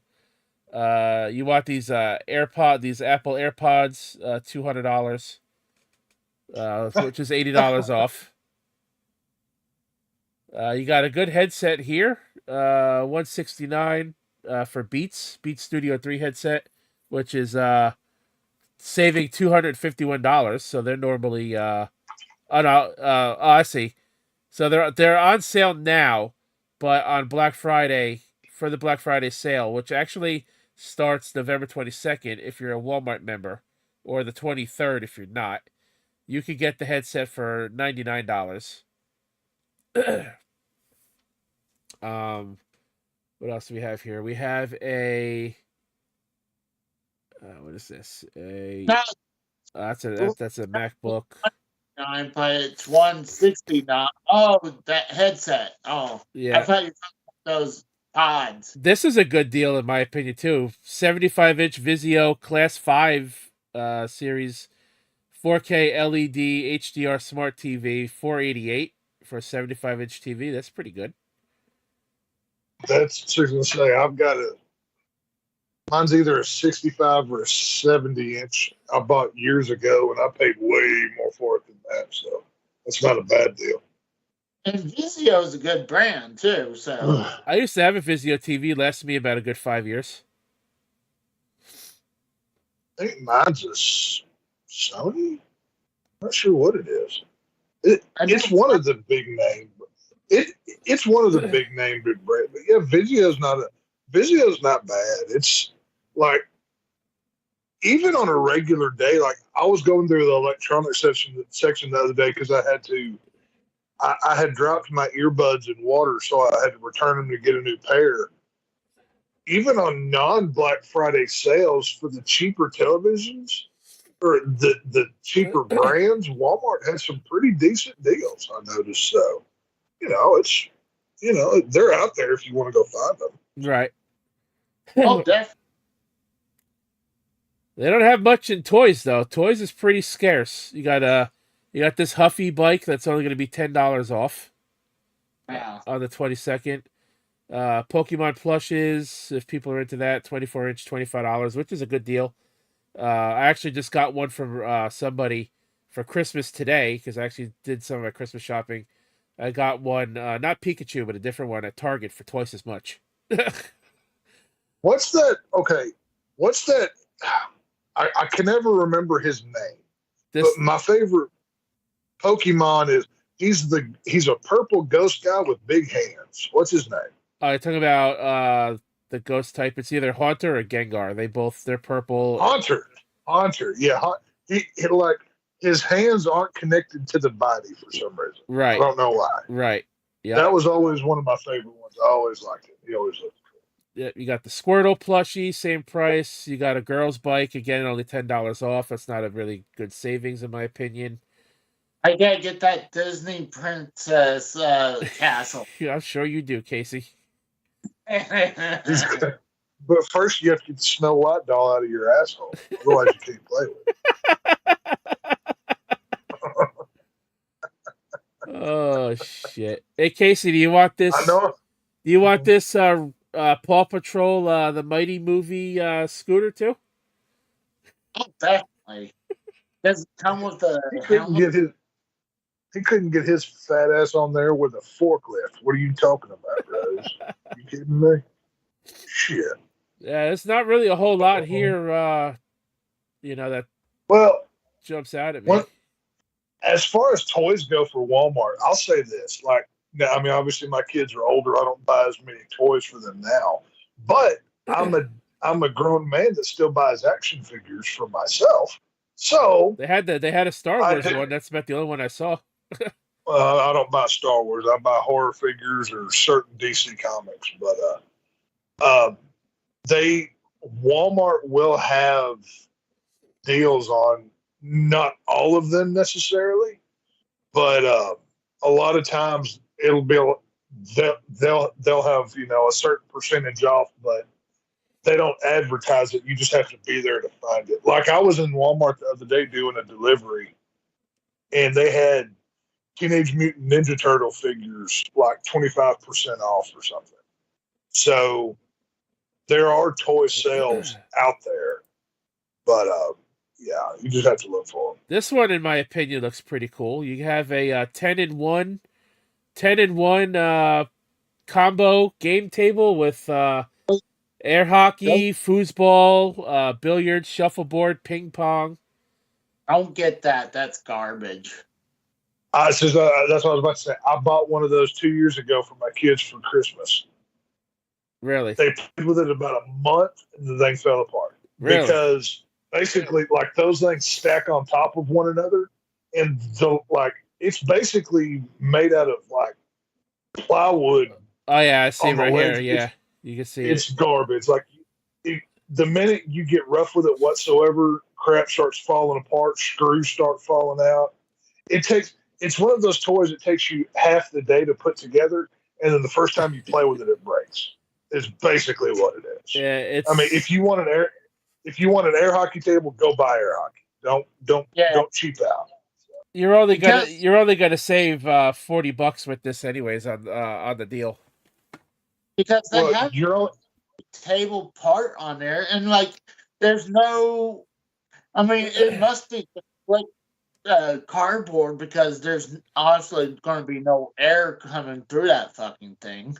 You want an the wood. you want an that they make inflatable those- jacuzzi? What? So you want an No, inflatable jacuzzi? I would rather just make my own jacuzzi at, but no, I'm good. No thanks. So what kind of stores do you? I mean, obviously y'all would go to like a GameStop or a Best Buy, right?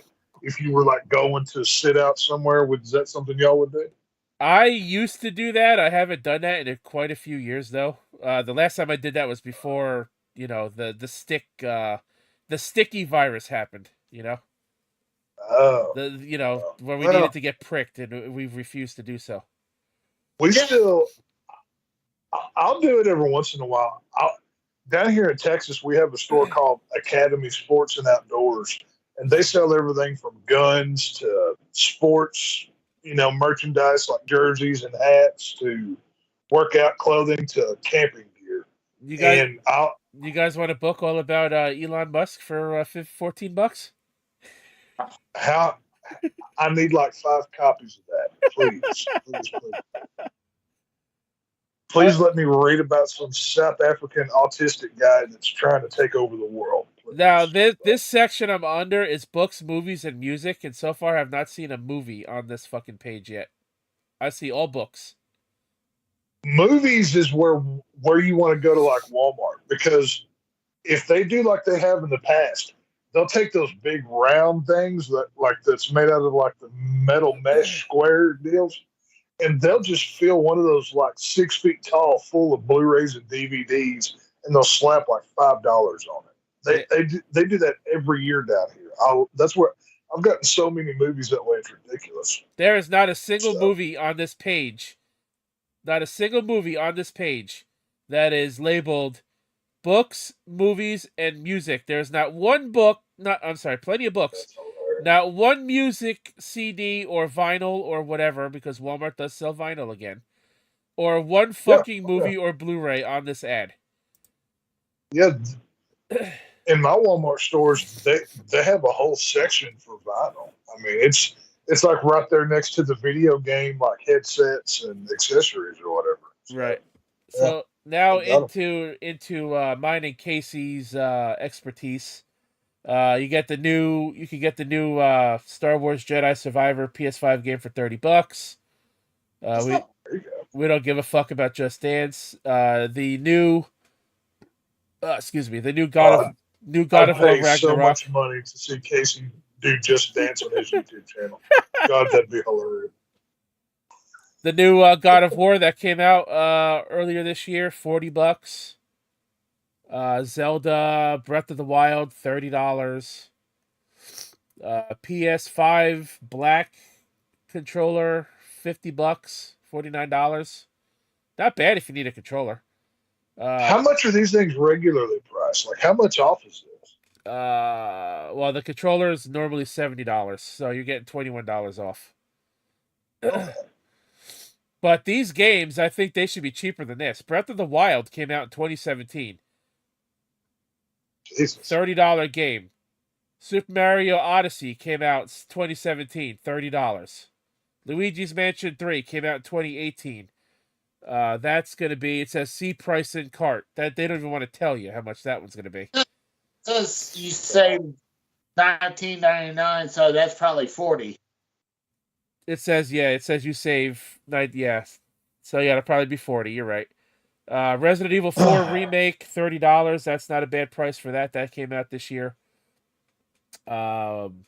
Assassin's Creed Mirage, $40. The new Modern Warfare. No, this is last year's Modern Warfare, right? Yeah. Modern Warfare 2. This I don't think is gonna sell because the new one just came out last week. But that's $40. Sonic Superstars, $40 for the Switch. TSS already found a better deal on that at Best Buy. We'll get into that. Hogwarts Legacy, $40. That came out this year. Mortal Kombat 1, a respectable $40. That just came out 2 months ago. UFC 5, $40. That just came out this year. Sonic Frontiers, you were able to get it cheaper on last year's Black Friday sale, so you'd probably not want to pick that up.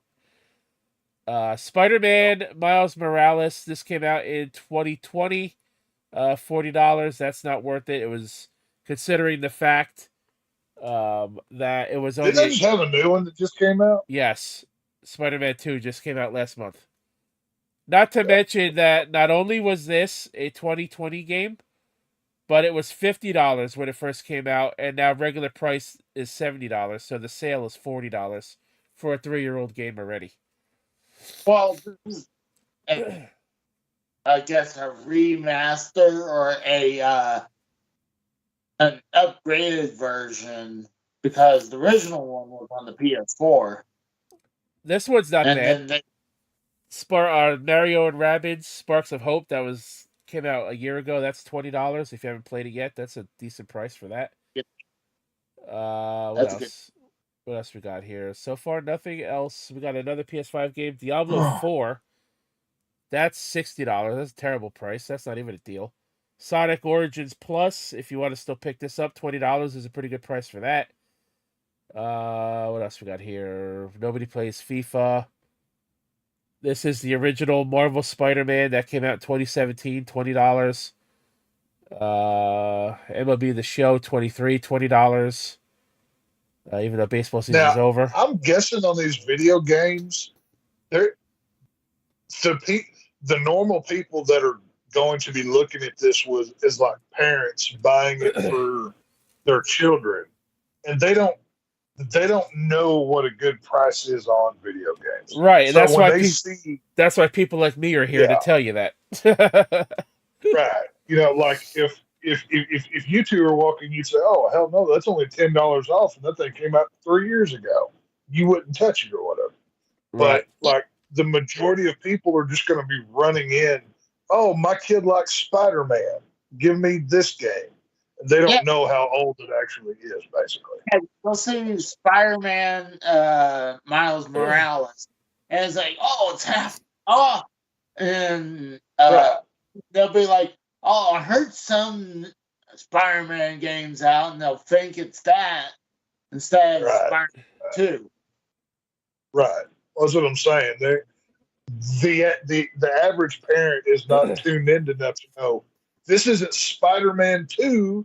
This is Miles Morales Spider-Man, even though he's just a knockoff character, but whatever. This one's a good deal, though. If you're a basketball fan, this just came out. NBA 2K24, that's $40. Hey, guys, you want to see how much money they took off of the new Call of Duty for Black Friday? You ready for this? Probably not much. $1. Wow. How generous of you. Let's see. PlayStation Something Plus subscription for is going for $45. So it's only $5 off. Let's see here. These are gift cards. You'll pay $45. Then you have to remember you have to pay tax. So you're pretty much paying what's worth. So that's it for Walmart. Walmart actually does not have a good deal this year. Actually, that is actually pretty sad. Let's go back down. Well, Right now, people, you know about the PlayStation Portal just came out, right? Yeah. So they have I guess it's called the Backbone. Yeah, I just saw that. You don't want that. It's a knockoff fucking PlayStation Portal, and it's going to go for $70. Well, it's cheaper than paying $200, and you don't need to. Yeah, but it's a knockoff, and it doesn't play PS5 games. Who the fuck wants that garbage? Streams your PS5 games to it. It's the same thing. Hold on, the PlayStation Portal doesn't play any games on it. Really, it just streams right to it. It does the exact same thing what your phone's gonna do. Yeah, it's all garbage. Don't waste your money on that shit. All right. There's Best Buy. We'll save that for a moment. We're looking for Target. Target Black Friday. Here we go. I wonder how much off on the transgender kid clothes that they're going to give you on Black Friday. Yes, we need to know about that. Well, I mean, considering if it should be more than half off if you're fully transitioned, they should give them to you, right? Because you're cutting off body parts and whatnot. It only makes sense here. So, come on, Target. All right. Target. What do we have here? We have. So we're in the toys first. Nothing too interesting here yet. We have an Iron Man mask you can get for 50% off. Buy one, get one half off. We have. That's one thing. Well, that's one thing I will give Target because, like I said, I am an action figure collector of the NECA horror figures and certain DC multiverse. A lot of times, Target has clearance on action figures where nowhere else does. I've gotten a good bit of my horror figures over the years from Target because, one, it was the only place that carried it. Two, once it sits on their shelves long enough, you can get good deals action figure wise from that store where they don't clearance them out at Walmart as much, but Target more often does so. You guys want a WWE Legends Ultimate The Rock action figure with microphone, different hands, the shirt, pants? Those Ultimate action figures are the top of the line for WWE. They've got the most. They're buy one get one half off. They're the most realistic looking. They have more movement within the joints.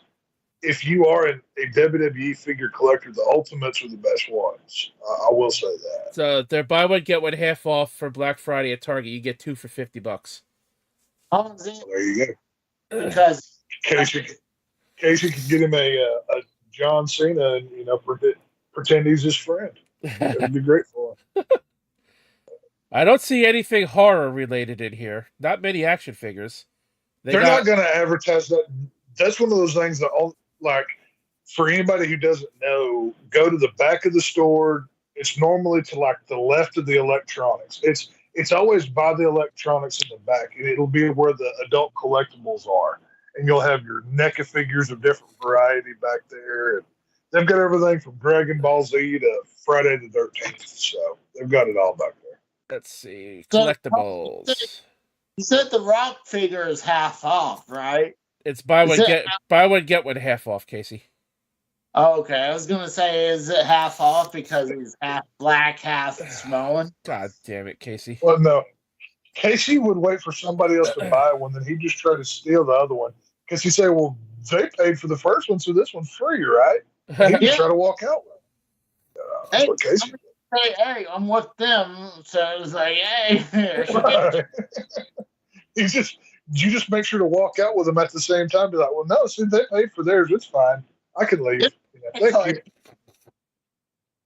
So Target sales, they have the same thing here. Actually, Mario Odyssey here is more expensive than Walmart. Mario and Rabbids Sparks of Hope is the same price. Breath of the Wild is also $10 more.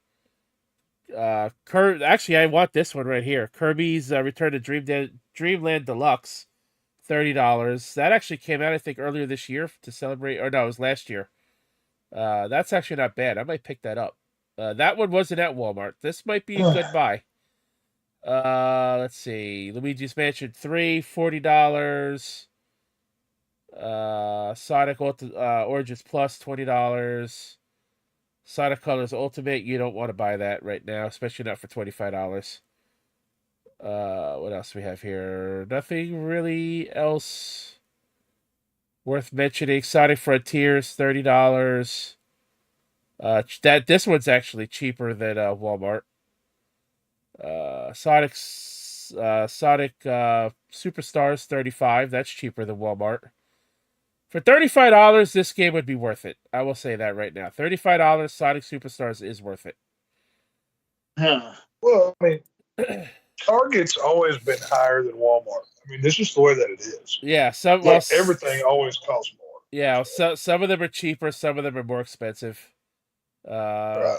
Well, that's kind of how Black Friday works. Like, they'll have like 2 or 3 items that are like really actually discounted, like 50%, and then everything else would be like, oh, it's 15% off or it's 20% off. So you're not really getting as like you think you're getting a great deal, but in reality, you're not really saving that much money. But PlayStation controllers are 50 cents more expensive over here at Target. PS5 headset is $100. Wow. Let's see here. Madden 24 is $30. That wasn't at Walmart sale. Yeah, Madden 24, $30. NBA 2K. This one's cheaper at Target for $30. Again, this just came out. So this if you want basketball, get it at Target. It's cheaper. Jedi Survivor is also cheaper at Target. Final Fantasy 16, $40. Mortal Kombat 1, $40.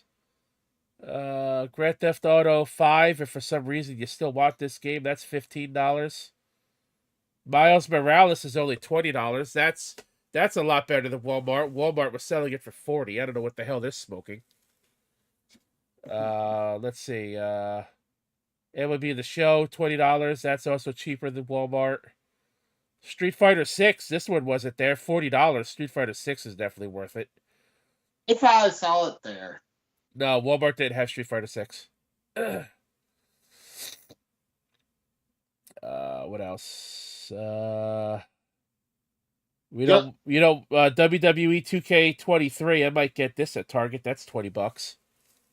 That's not bad. That's not a bad price for that at all. Let's see here. What's that page 2? NHL 24. If you like hockey, that's $35. Walmart didn't have that one.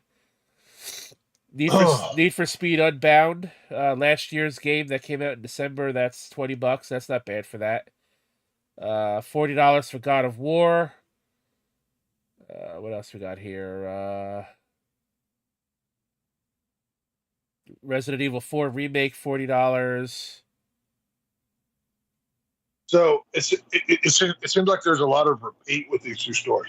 And y'all's very knowledgeable opinion on these games. Knowing how big the lines are going to be, which of these games is worth going and fighting the crowds for? Honestly, well, that really depends on the person, really.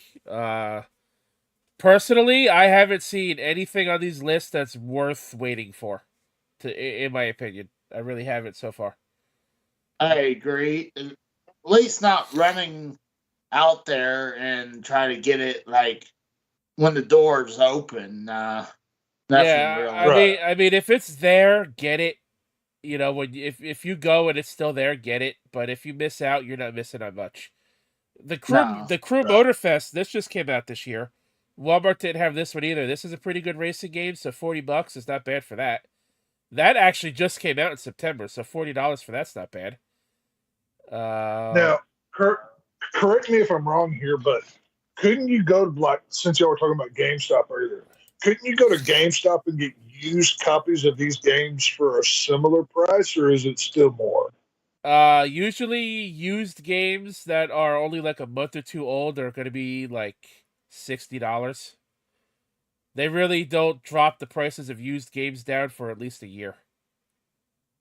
So let's say it was like some of these games that are on this list, like Miles Morales or the other My Spider-Man game that are multiple years old. You could probably go to GameStop right now and pay less than what these prices are. Then Miles Morales would probably be the same price as what Target's selling it for. The Nintendo right. games you might get lucky and be able to get for less, but Nintendo, because Nintendo doesn't like to drop the prices of their games, neither does GameStop. So that could be a crapshoot. But Yeah. some other Especially games you might be able to find cheaper used where they're not on Black Friday sale. That's for sure. big, Now, Oh, excuse me. go ahead, Casey. big time Nintendo games like Breath of the Wild or Tears of the Kingdom or the Mario games, they don't really lose their value, or at least in Nintendo's eyes, until pretty much like years and years and years later. They're Not taking like they're taking $50 off the Series X console for Black Friday if anyone wants one for $450. Um, that's something Walmart's not doing. So if you're looking for a Xbox Series X for your kid, Target could be the way to go there. There Uh, you if you want the Series S, you're even in more luck go. because the Series S model, which is the all digital model, they're taking $100 off the price. So you'll get it for Wow. $250 instead of $350. Again, this is something that Walmart's not doing. So Target's the way to go for consoles. Uh, so that's how that's looking, anyways. Other than that, these Xbox games are all priced the same as the PlayStation ones. So let's check out some televisions. See what they got on TV offers here. TVs. They have a Samsung 65-inch 4K smart TV for $580. You could get the Vizio 75-inch cheaper at Walmart. Uh, I I think I'd rather pay a little more for the Samsung. you But think that's so? just me. I mean, my TV that I have right Yeah, now is a Samsung and it's pretty good. So I've I've had better luck with Samsung televisions than I have Vizios, but either way. you can get a Hisense 65-inch A6 series 4K smart TV for $330 at Target. TCL 50-inch. You can get a bigger one of this at Those are Walmart. those Hisense and that. I'm not sure about TCL, but I know Hisense is kind of a lower tier brand. Right. So And not I only think that, that's. oh, go on, keep going. Well, no, I was going to say, like a couple years ago, we had bought my granddaddy a new television for Christmas, and it lasted like 3 months. I think it may have been one of those. I'm not sure. So just be mindful. It may not last forever. So, And not only that, but the TCL TV at Walmart was bigger and cheaper than the one that Target's offering. yeah, if you're going to buy a TV on Black Friday that's not a top tier brand, I would go to Walmart because their return policies is a lot more friendly than Target is. So, that and keep the receipt. Just saying, keep the box, put it in the building or the attic, or do something with it. Keep it for a few months to see if it's going to last. Just take it from experience. So. You could get an LG 65-inch 4K UHD smart OLED TV for $1,600. That's a good brand. Now that's a lot of money, but that's a good brand.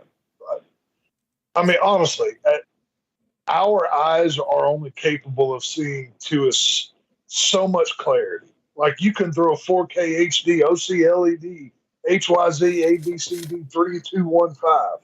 You can throw as many fancy numbers on there. We're kind of getting to the point with televisions where, like, I can watch my television's about 3-4 years old, somewhere around there. I can already see the sweat dripping off of the player's forehead as they're playing football.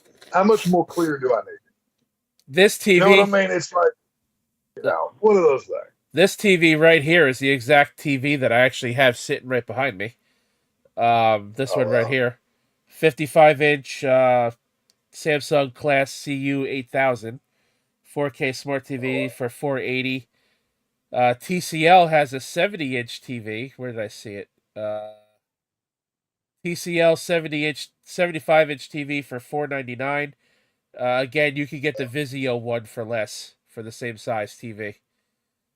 Other than that, you just see a lot of repeating brands with smaller TV offerings. What is the? Here's a Vizio. I know Black Friday. 55, 316. I know Black Friday is in person. What is it? Mobile Mondays that they call it or something? The Monday after Black Friday. Cyber Monday is Amazon. Cyber Monday. Yeah, I couldn't remember what it was. I know a lot of these deals, especially on electronics, like Amazon and everywhere else. There's a lot of Cyber Monday deals too, especially on that kind of stuff. So don't just grab the only TV you can find, or the first TV that you find on Black Friday. Do your homework. Look at the Consumer Reports. What has the longest life. What's the best quality. Just because a 100-inch TV is only $5, it's probably not that good. Right. Be mindful. So that's Target. Let's check out Best Buy now. So we'll start with TVs here because that's the first one on the list. TVs, Samsung, they are offering 75-inch TV, 4K Direct LIT Smart TV for $580 for Samsung 75-inch. That's not bad at all. That's a pretty good deal. I like that deal. Let's see. Samsung 77-inch TV for $2,000. No, thank you. Voice assisted. That TV's as big as Casey's new house. Like that would fill up his whole apartment. He couldn't that. LG 65-inch 4K direct lit smart TV for $400. TCL. Pioneer still makes TVs. What? I haven't bought anything Pioneer since I bought a sound system for my old truck in high school. That's been forever ago. Pioneer 50-inch 4K smart TV for $180. I didn't know. Wow. TVs. I thought it was like sound systems. Yeah, that's what I'm saying. I bought a Pioneer. I mean, with the kickers and the big speakers. I basically turned my truck into a radio on wheels whenever I was in high school, and it was like all Pioneer or kicker equipment. Here you go, Casey. Here's an even bigger TV for your apartment. LG 86-inch class UR 7800 4K smart TV, $900. That's not bad. Casey, aren't you on like the second floor or something in your apartment? No, I'm on the first floor. I was fixing to say, you're going to have to load that thing through the balcony window to get it in that tuna can of an apartment. Like there ain't no way. He said a tuna can of an apartment. Yeah, that's what it is. That's fucking hilarious. It's not like he's moving into the Playboy Mansion or something. Dude, technically it's a 2-bedroom house, but we have a room that we made into a bedroom. I'm not living in the Playboy Mansion either, so it's all good. CSS is laughing when I said that they took $1 off from Modern Warfare 3. TSS goes, "Wow, yeah. Activision, you're too kind." It seems like, but to kind of touch on those games real quickly though, most of those games are really old, or they're just repetitive of each other. Like Well, There's a lot of other video games for sale there. Or I guess those won't be Black Friday priced. I guess those are full price. well, the Modern Warfare 3 remake just came out literally 10 days ago. Not even 10 days ago. Oh no, it did come out 10 days Oh. ago. Well, I know, like I said, at my local Walmarts and my local stores, they would always have like a $5 bin of movies. They would also have like a $5 or $10 bin of video games as well. You know, Now, I'm sure those are older ones. movies I didn't even But- see on Target's fucking list. Well, Let's Target, they don't have it. Target is another store that's trimmed down on their physical media section. yeah, It didn't really get talked about. Best Obviously, Buy. they were Best Buy, but no, Target. Target used to have a huge movie section. Now they have more accessories and stuff. I mean, you can still buy movies there, but it's like half as what it used to be. Right. What it is. Super Smash Bros. Ultimate Bundle, 4 game plus three DLCs, which is actually this is a good price. This is for the Switch, and you get the Switch for $349. That's not bad. Yeah. PS5 for $500, so that's not a deal. Actually, this is a deal. Actually, you get Spider-Man 2 with it, the PS5 Slim, and Spider-Man 2, and an extra controller. It looks like for $500. Yeah, but the Spider-Man 2 is just going to be a code, no physical game. Full game download included. But still, it's still a $70 game, no matter how you buy it. Let's see, Series X $450, same as Target. Nintendo Switch $300. That's not a deal. A disc drive PS5. So if you're gonna sell me a PS5 with a disc drive in it, then sell me the disc with it. Don't cheap out and like, oh, you got a disc drive, but we're gonna give you a code for this game instead of like making a DVD, a Blu-ray. I mean, it does not cost them much. I guarantee you.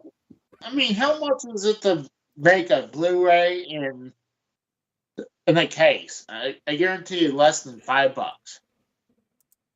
So it's not that it's not that it costs that much more to make a disc. It's the point of they're trying to condition you to get used to buying all digital, non-physical media. They're trying to get. It's just like they did with streaming services. You know, with Netflix, how Netflix you used to could rent DVDs from them, right? Well, now it's all streaming. Yep. They're just trying to gently get you used to. Oh, okay, you can still buy the cool collector's case, and to have it on the shelf, and instead of an actual disc, you just get a sleeve of paper in there that says XYZ 1, 2, 3, and then you have the video game, and that's all that it is. It's just conditioning to get you used to it. Here's the kicker, Tex. I don't know if you know this, but I know the Rose and other gamers does. They do sell games like cases that literally have slip it. Yeah, they're doing that more frequently. Oh. Yeah. I've seen that. Where it's kind of like Fortnite. They would just give you a code, but you can buy it physically at Walmart. When you open the case, there's a piece of paper instead. Well, we're almost done here. So we got Best Buy, $35 for NBA 2K24, same as Target. Mario Rabbids Sparks of Hope is cheaper at Best Buy, $15, cheapest one so far. Nice. Xbox Series X controller is $40 if you need a second one or a new one. That's a pretty good price for that. Madden 24, $30. There's the Backbone thing again, $70. I'd rather buy Backbone than Portable. At least it's cheaper and you can use your phone. Gran Turismo 7 that came out last year is $40 on Black Friday. Let's see. Let's check out page 2. Mario Odyssey, $40. they're pretty much a carbon copy of Walmart and Target and Best Buys. Almost, I mean, with a few different, With the selections different. very They're kind of just ripping each other off here, and like it seems like one will have this one a little bit less, and over here that store will make up the difference by charging you a little bit less for a different game. So right. Yeah. Yep. it doesn't really matter which store you go to, video game wise. You're gonna pay about the same amount, Unless you're looking for a specific one. If one store has it cheaper, right, then you're gonna go there. Like right. Well, I mean, if you're only looking for Madden 24, then you go to the store that has the cheapest. But if you're buying for a kid that has 5 video games he wants for Christmas, you're probably going to pay the same no matter which store you go to. So that's more of a convenience thing. pretty much like these games here: Jedi Survivor, $35. God of War, $35. Those are the same as Target. That's why I'm not checking. Well, that's why I'm not checking every page. I'm just like checking like the first few. Well, and something else you have to take into account on a Black Friday too is the time it Casey, takes you want in the traffic. You want a hot pink PS5 controller, Casey? Oh hell yeah! There you go. Casey do terrible things with that controller. He rock the pecker all over it. It's my girlfriend. Final Fantasy 16's $40, same as Target. Luigi's Mansion 3, $40, same as Target. What else we got here? Really nothing else. Miles Morales, $35, MLB 20. So there's no real standouts then, you would say. Not really. No, not here. Pretty much one game, and it's a game from a year ago, and it's not even that popular. That's cheaper. So Best Buy is not going to win the gaming war of Black Friday 2020. It seems like the best video game deal that you found so far is for the cost of controllers. It seems like, and not even that, because they're only like a 50-cent difference from each other. Well, no. I mean, like from like a regular price to a Black Friday price. Right. It seemed like those were like $20 off or something. You said so. That's a pretty good deal. Then you got movies here. Super Mario Bros. Movie is only $10 for the Blu-ray. You get the digital copy plus 4K Ultra HD Blu-ray and regular Blu-ray for $10. Black Friday deal. Fast X, same thing, $10. Casey, we get you the Barbie movie, dude. $10. Hey, you know what? The Barbie movie's got Margot Robbie in it. Don't be, I'm not a fan of Barbie, but I'm all for looking at Margot Robbie anytime I can. So you got John Wick Chapter 4, $15. Spider-Man Across the Spider-Verse, $17. I don't like that. This version of John Wick 4 is $10. Spider-Man Across the Spider-Verse again, $12. Let's see what else we got here. The Flash, $10. Leave it. Training Day is $10. The Batman, Training $10. Day? Yeah. With Denzel Washington? Looks like him. Training That Day. movie's like 15 years old. This says release date Oh no, maybe it's the new version of it. It says release date. I was just say it's got to be a new version because Training Day came out like 15 years ago. Yeah, this says 2/28/2023. That must be like a director's cut or something because that's an old movie. Let's see what else you got here. Everything Everywhere All at Once is $10. Super Mario Bros. Movie again, $10. Space Jam, the original Space Jam that they apparently re-released, is $6.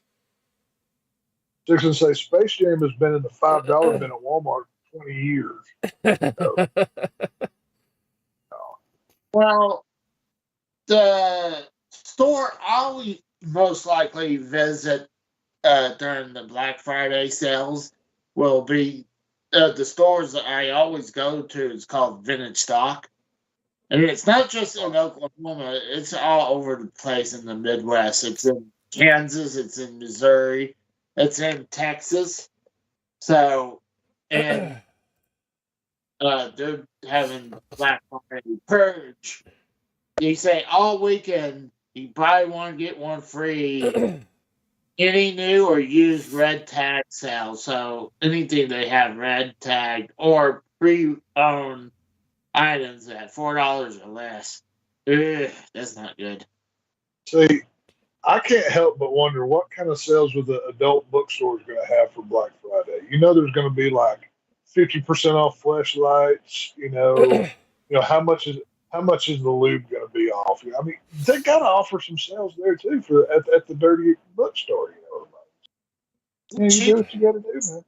site was been used. All right, so I got the GameStop deals here. Uh-oh. Obviously, this will be all video games. This will be the last thing we look at. Oh yeah.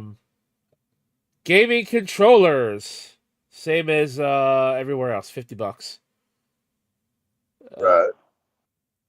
But GameStop has a whole slew of colors. There you go. They don't have Xbox controllers on sale though. All PlayStations. If you're an Xbox fan, you're fucking Beach Street. Now, correct me if I'm wrong, but I thought Xbox was going to stop making video games or something. I don't think so. No, more likely they probably won't put out another console. And if they do, it'll That's be what it was. I heard something Yeah, about it. I don't remember yeah. exactly. Okay. They might go all streaming in the future. But Okay. even GameStop is not like putting the lowest prices on their games to secure sales. God of War Ragnarok, $40, same as everywhere else. 2K NBA 2K24, $35, same as Best Buy and fucking Target. $50. This is even worse for UFC 5. $40 for Wow. Final Fantasy 16, same as everywhere else. Madden 24, this one is $30, same as fucking Target. What else we got here? NHL 24, this one, don't go here for this. You can get this $10 cheaper at Target. Let's see. Mortal Kombat 1, $50 at fucking GameStop. Don't get it there. Wow. $20 for Spider-Man. GT7, $40, same as the other place. Yeah, it's like no deals, man. These deals for video games, these sales this year are fucking terrible. From the way y'all were talking earlier about GameStop, I mean, they obviously aren't doing well, so why should their Black Fridays be any different? So I've seen so much better Black Friday sales than this. This is terrible. This is not good at all. Look, Luigi's Mansion 4, $40. Luigi's Mansion 3, $40, same as everywhere else. What else? Well, why is it that all of these? I find that so odd that all of these stores are featuring basically the same games. Pretty much. Yeah, usually some stores have a different selection. Weird. I mean, it's like, 2 stores would be, that's weird.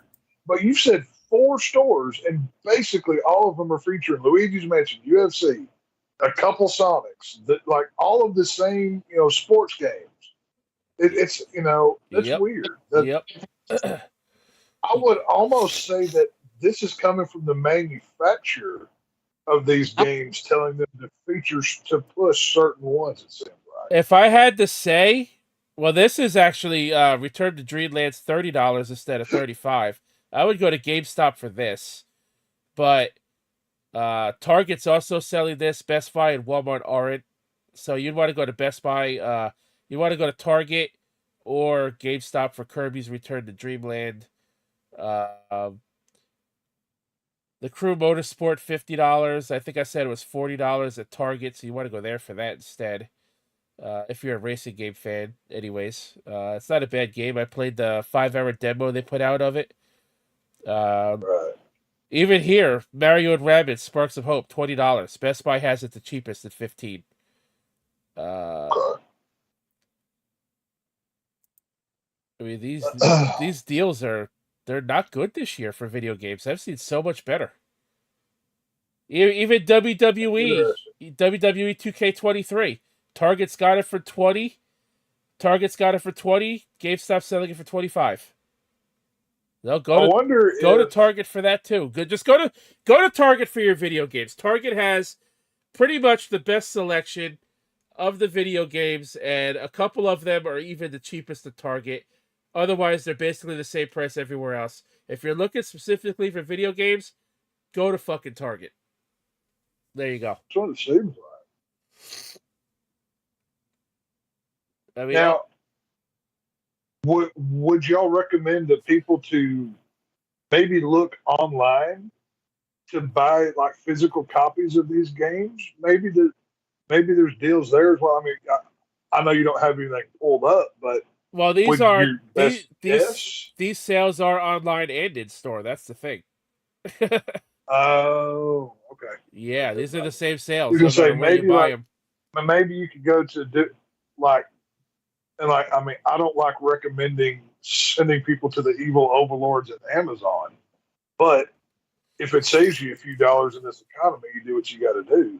Well, since you mentioned Amazon, I wasn't gonna look at Amazon, but let's look. Let's look at it. Let's see. Amazon. Amazon may have some deals that you don't have to rush out into a hoarding crowd of zombies. Rushing to go buy stuff. Here we go. Amazon Black Friday deals. Let's see. I wasn't going to look at them, but let's do it. Why not? Real quick. I mean, wouldn't it be fun to go watch people fight instead? Oh, don't get me wrong. Listen, I'm a big stocky. I'm a stout dude. I don't get pushed around these things because I'm looking for a reason to pop off at somebody so they don't push me, but I love watching them mess with each other. That makes me happy. Go, it's like I'd be like, fight. It happened one year. Some old boy tried to push me out of the way, and he ended up on his back in the floor for his troubles. So, he quickly learned, the whole fuck around, find out. Right. It's all good. Let's see. I'm not seeing TVs. So here we go. TVs and home audio. We'll check that out too. All right. So just like before, we got video games, toys, and TVs. All right. So we'll start with the games and whatnot. These are not video games, you dick.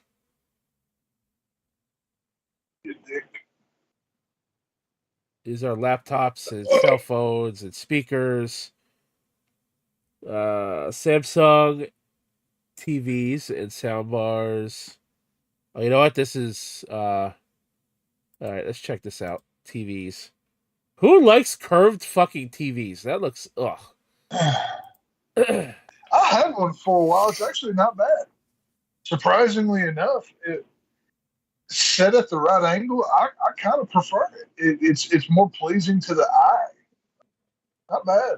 I could tell you right now, Samsung TVs are the cheapest at Target by a fucking long shot. Yeah. By a long shot. Look, sounds like Target's in the lead from everything that you said so far. I mean, on a couple different. Yeah, what did I say? It was like $5.99 for a 55-inch Samsung. Look at that. $8.98. I remember exactly. $7.48 for that 55-inch. $9.98 for a 75-inch. Look at this 65-inch. $2,398. Damn. These are Black Friday sales. Maybe I was wrong about the whole Amazon thing. Holy pay no attention. Shit. Pay no attention to Jeff, the overlord Bezos, and his, trying to control, your shopping. I don't see the fucking video game section though. Like, what the fuck? May not have one. Well, let's see. That's toys. Uh, Laptop.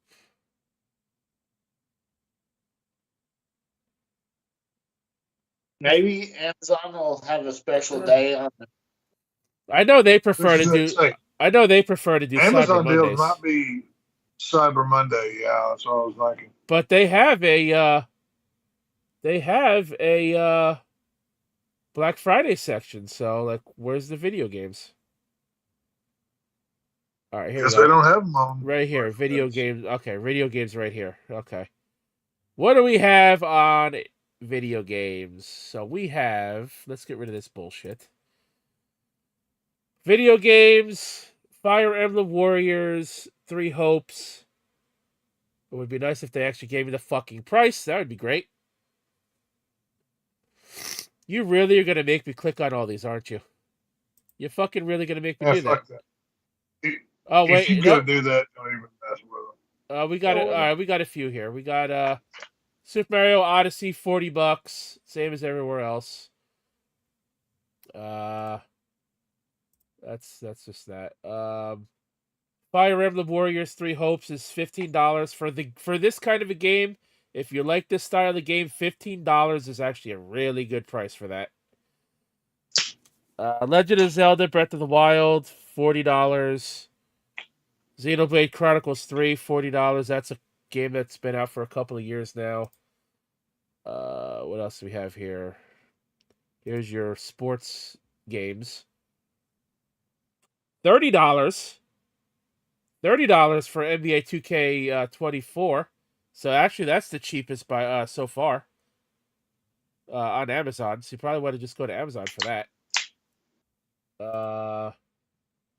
Let's see here. We don't care about that. Madden is how much here? Madden is also $30. That's the same as everywhere else. So if you're a basketball fan, order it on Amazon. I will say that. There you go. Let's see. What? Oh, that's Lego 2K Drive. I don't know what the hell that is. Final Fantasy 16 is $40. That's the same as everywhere else. Just Dance, we don't give a shit about. Xbox controllers, how much? These aren't even licensed Xbox controllers. These are knockoffs. I don't have any actual controller deals here. I guess I have some, but fuck it. Excuse me. Okay. Yeah, there's not a whole lot here. Wow. They don't have a lot. I'm guessing that most of their deals won't go on until Cyber Monday, being the internet and all. I had to guess, but who knows? All right, well, let's see. Let's check out limited run games because these games are hard to get. Let's see. Anything here that stands out to me? Not in particular. So, Casey, let me ask you, sir. I actually know the guy that made Undead Darlings. That's pretty funny. What is like the one item that you really wanting to get a good deal on Black Friday? Honestly, I don't know.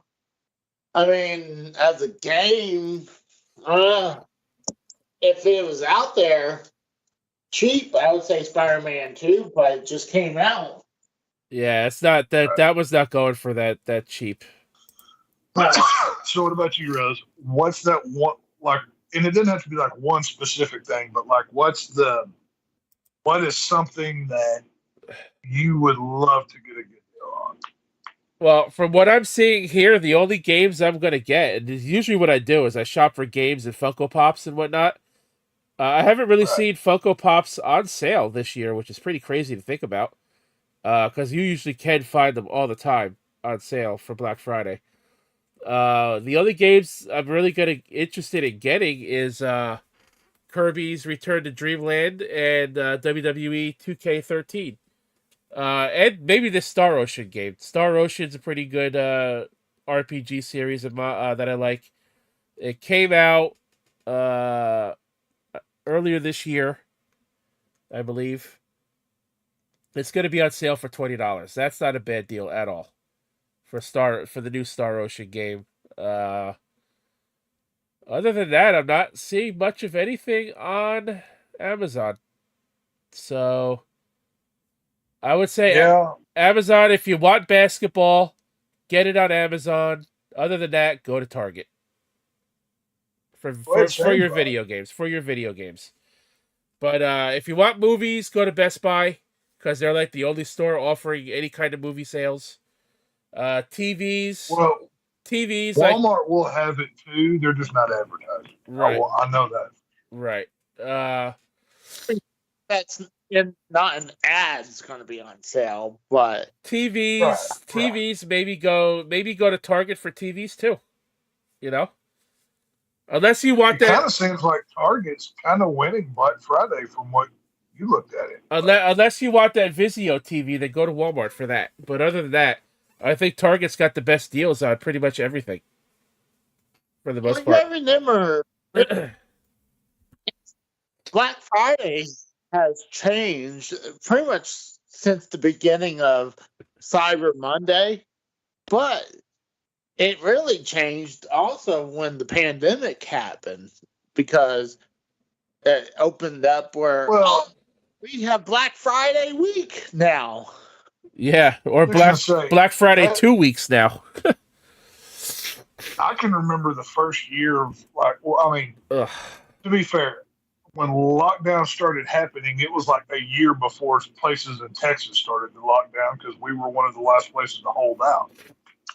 But that first year of lockdowns, they were doing like Casey just said, it's Black Week instead of Black Friday, and each day was like a different item or so, like it'd be housewares and then electronics and then toys and whatever, which is kind of stupid because the same amount of people were coming out instead of 1 day, 5 days.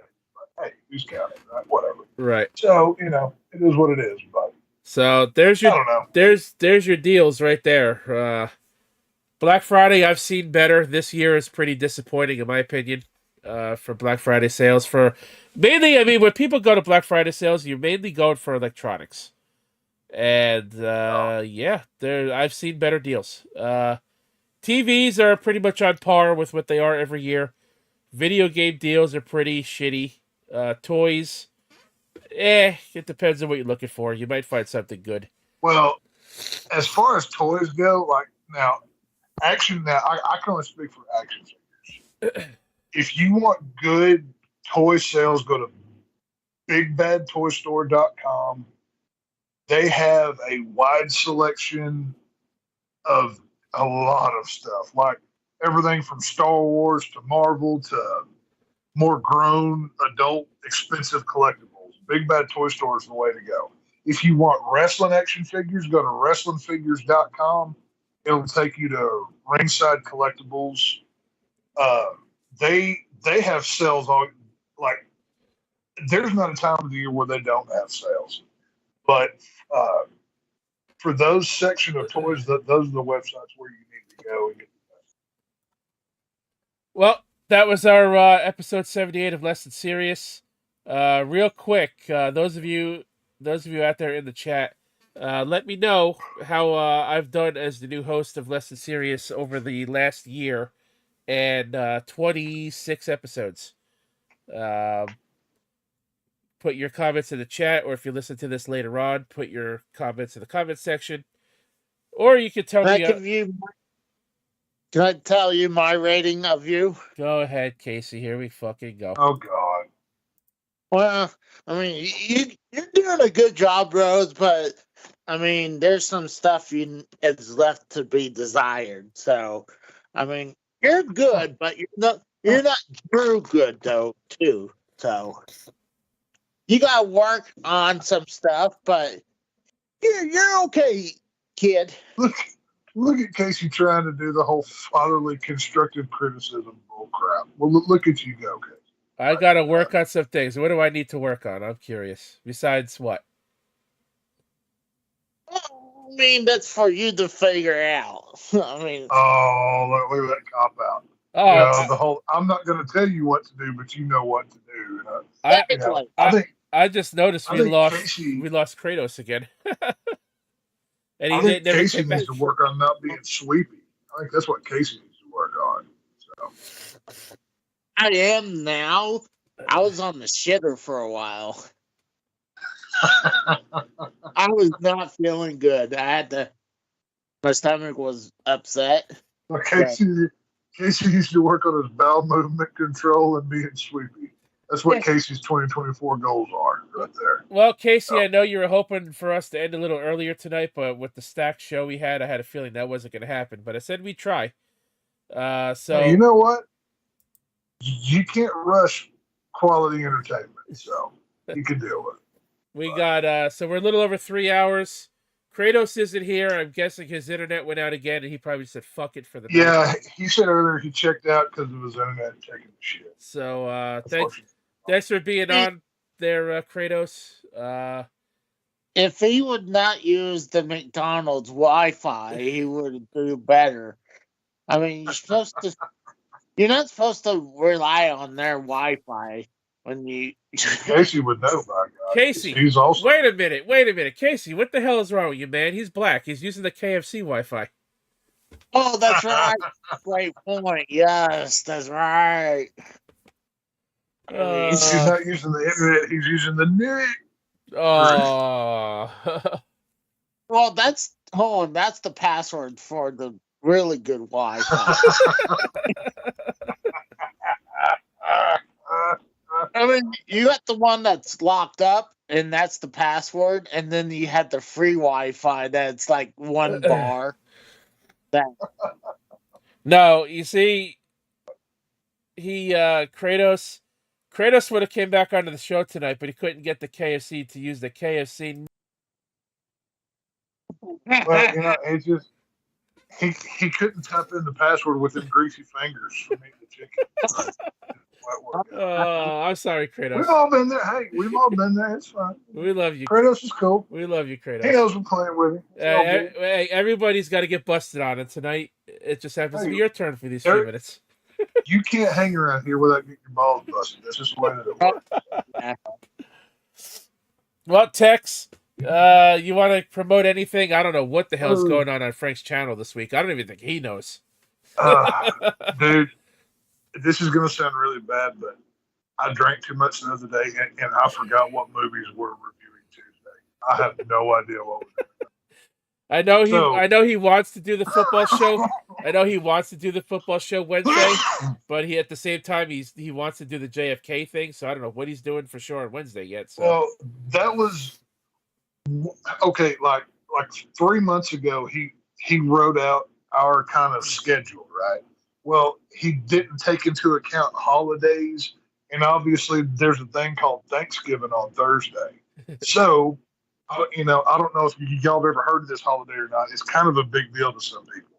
So I'm guessing there probably won't be a Thursday show this week over on The Harsh Truth, unfortunately. But as far as I know, what? It could be a late Thursday night show. I mean, if it Casey, after a full day of cooking, like I'm gonna be working the smoker pit and drinking all day Thursday. I am gonna be. By the time the Cowboy game is over, I'm going to sleep, dude. Like I'm not gonna be awake. So there probably won't be a Thursday show. Tuesday we'll have something. I don't know what it is, but tune into The Harsh Truth to find out. And as far as I know, unless something happens, there should be a Wednesday football show because there is so many cool topics we can break into. Yeah. So is that Joe Flacco one? Was that real? Joe Flacco signed with the Browns. He's back. Yeah, the Browns are going to activate him off of the practice squad, and he'll probably. Didn't he retire? He retired, didn't he?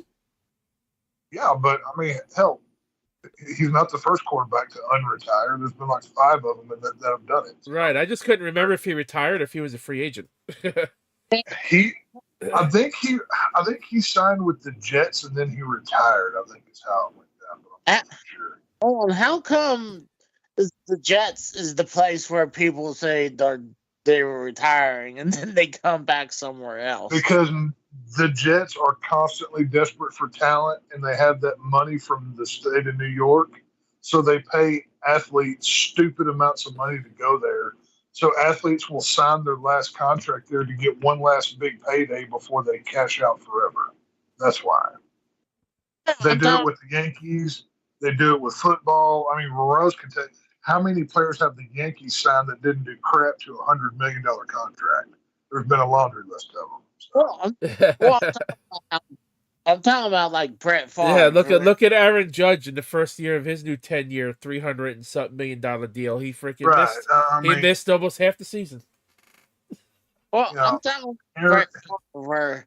Didn't he retire as a Jet and then he came back as a Vikings? Yes. Yep. So and now he's in trouble for stealing welfare money. So go Brett Favre. What the hell does he need welfare money for? What, did he fucking blow all his money on hookers and fucking beer? I don't know all the details off the top of my head. I just know he was running some scam with the town that he lived in, and it involved welfare money, and apparently it was laundered or something. I don't know all the details. I think it's kind of like a deal. It's kind of like a deal. It's the same deal with the Ted DiBiase and his son, or something. Yeah, very similar. I think that's exactly, they're tied with that as well. With that, I don't know if they're tied in together, but I know they're both attached to similar legal issues. So, yeah, I guess old Mr. Favre is going to have to get back into the Wranglers and doing more TV commercials, pay off his debt to society. So, all right. So, you got anything else to shout out there, Tex? You good? Hell no, just tune in to Harsh Truth this week, Tuesday and Wednesday. We'll be doing something. Maybe you guys are gonna review that Thanksgiving movie on Tuesday, maybe, because I know you saw it. Dude, oh my God, that movie's so much. They're talking about Black Friday. The initial setup and kill involves the worst Black Friday you've ever seen. I'm not going to spoil anything. Just go see this movie. It is awesome. I loved it. Oh, I thought Frank's channel was dead. I thought you guys shut that thing down. No. See, we have actual talent. Unlike you, Casey, that gets sweepy half an hour into a show and calls it off. Yeah, and we actually put on a good show. I'm the reoccurring character who shows up a couple times Rose, a year. See, that's what it is. Casey's just downplaying us because he hasn't been invited yet. If Casey got invited, it'd be the greatest channel ever. Am I right, Casey? Is that how it works? Oh, hold on. Well, let's talk about Rose. I was doing Friday as Raw, and this motherfucker took an hour before to even show up. And I told you why. You're okay, but I had to go to the bank. I had to let my dogs out. I had to set up my stream. Did you schedule with Rose ahead of time, or was it like, hey, do you want to come on tonight last minute? No, to be fair, I knew about 2.5, 3 hours in, but I did tell him I was going to be a little late because I had to go to the bank and I didn't know when my mom was going to take me. And she didn't take me until almost 10 o'clock at night, which was right before his show started. So I told him I was going to be a little late. Then I had to, when I got home, I had to let my dogs out. Then I had to set up my stream. I'll tell you what. And then I had to get set up for his stream. So, yeah. Casey, to make things up with you on our dead channel, I'll shout you out at the end of one of the shows if that will ease your boo boo there, baby. If that will make you stop crying. We'll shout him out on the Wednesday show because less people watch the football talk than the movie reviews. Right. Well, I'll make sure to like 2 seconds right before Frank cuts the feed to shout out Casey is, and then the show will go dead, and then that's all he'll get. And then we can say Casey is dead. Yeah. Be like, hey, I want to shout out, and then you don't even get the Casey. It's just You just I'll wave my hands in the air, for Frank to cut the feed right as we get to the cup, so they don't know if it's a C or a K or whatever it may be. It'll be fun. But oh gosh, All right, Casey, plug your shit so we can get out of here. Let's go. yeah. Well, I had my second attempt on Hotel Mario today on the Philips CDI. I Oh, recorded. and you suck at Tetris, by the way. I watched that video. Jesus Christ.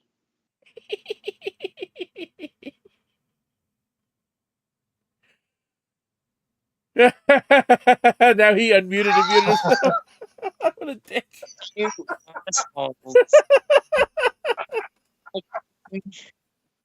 Oh, hold on. By the way, I'm good at Tetris. It's just that control Yeah, no. horrible. I'm sitting there watching that. I'm like, oh my God.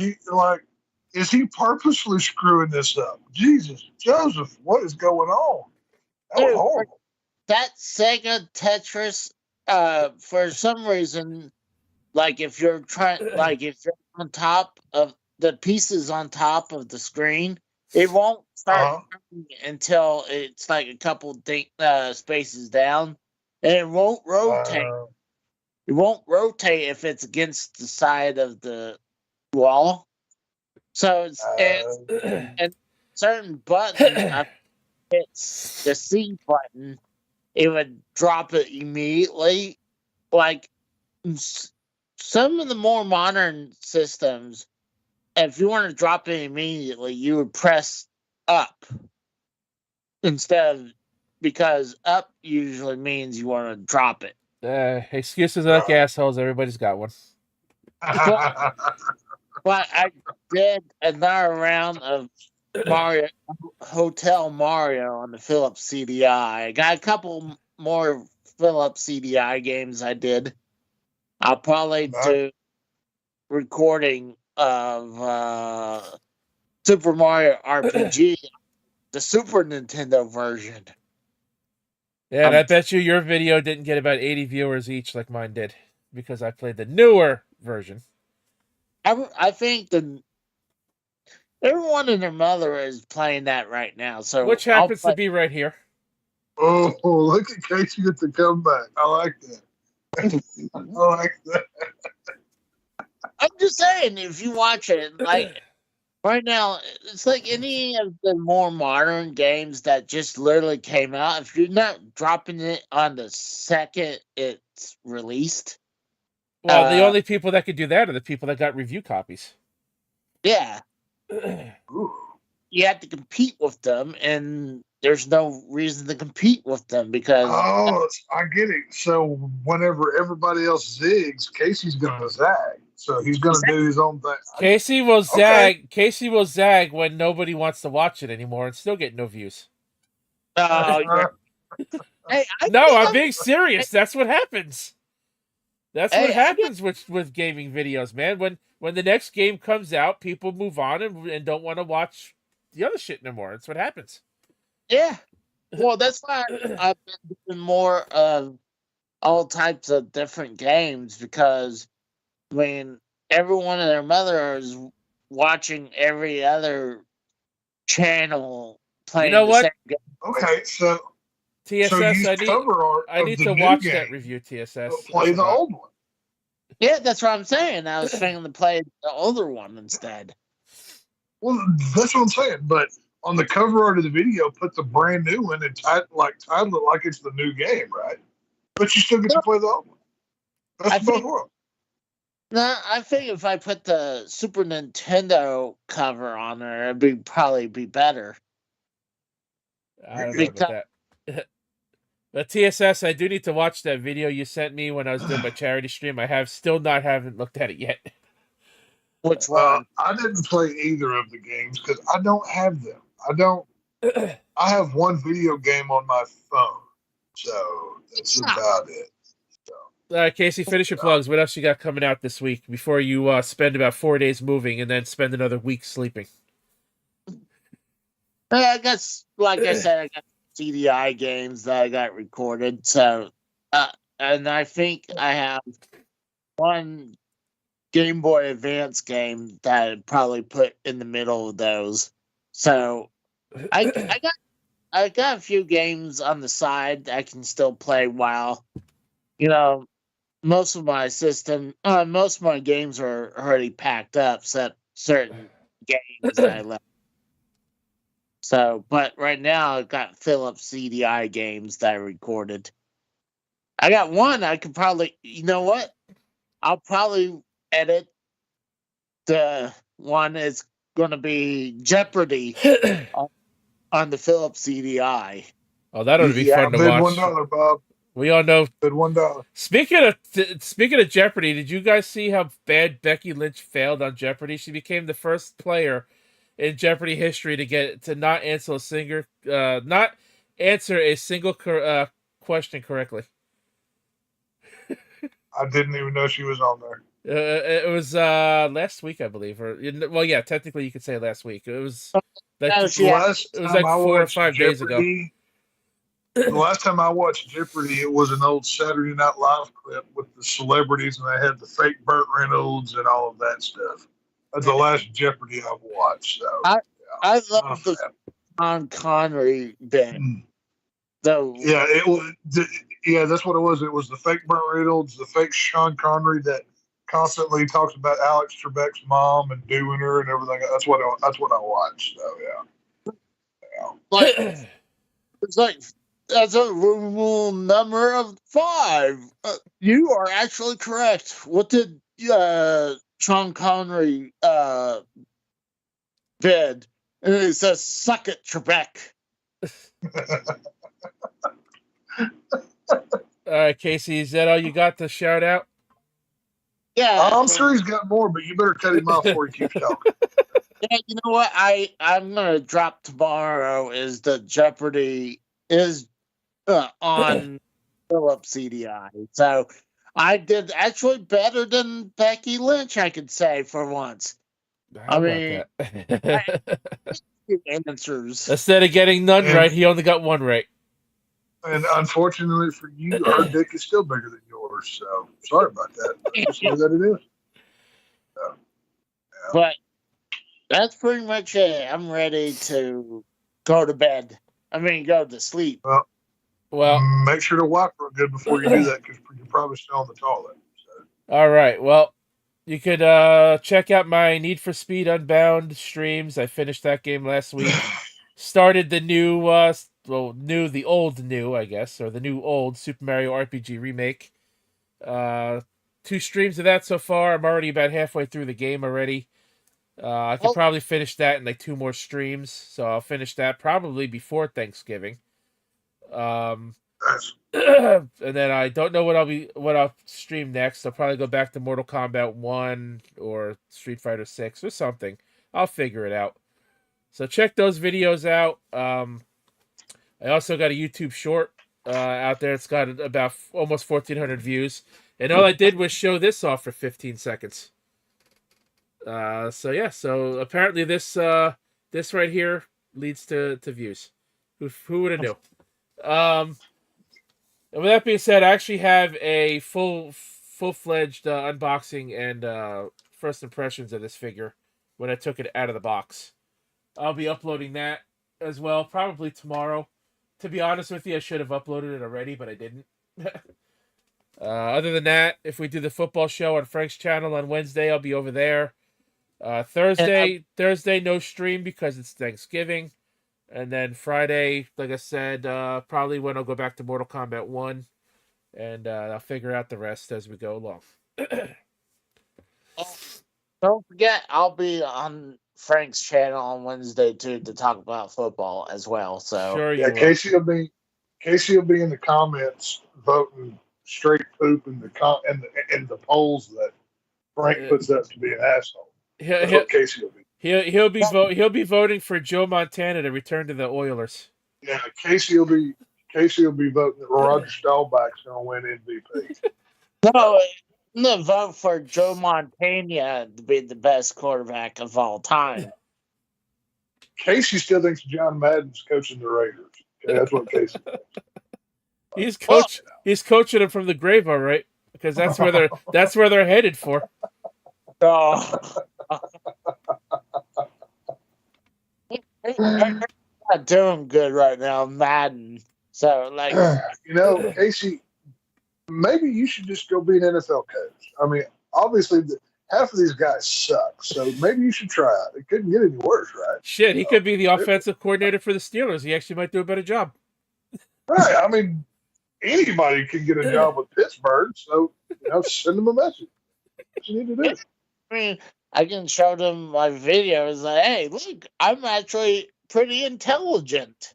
So, Well, see, I think since you just like to copy material, you could just go back and listen to Rose and Frank and myself and everybody else who knows football, and you just steal our knowledge and fake like you actually know what you're talking Casey, about. the only time you're going to be on Frank's channel on Wednesday is when I play the clip of you calling him a cheater.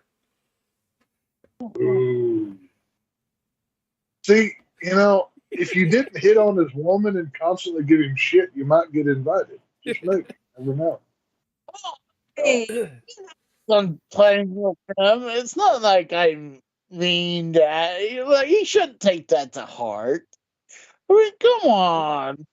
Like, You thought the man was dead and you was hitting on his widow within seconds. All I got to say. So. Granted, I mean, J-Man hit him over the head with a bat. So I thought the body wasn't even cold yet, Casey. The body wasn't even cold. I was worried for her. I thought But she needed a shoulder for her head No, on. you wanted head. That's why you was hitting on her. That's why you said that and slipped right there. That's just you just told on yourself. Didn't even realize. That's why Casey got hit. That's why Casey got hit with a bat. He asked J-Man for some head, and he got the head. He got head all right. Yeah, he got the head of a bat. He saw the long hair on J-Man's head and got confused. And, ooh, pretty girl. And he asked for a blowjob. And he got beat the fuck up for it, as he should have. I don't blame J-Man now. Now I'm on his side. Come on. How long was I supposed to wait till hit on Frank's wife? I mean, how long? If, God forbid, Frank were to pass, you don't go after your buddy's old ladies. That's breaking every law of man code. Like, no. You can comfort, you can be a friend, but you don't diddle. Okay? You don't diddle your friends' wives. Well, Okay.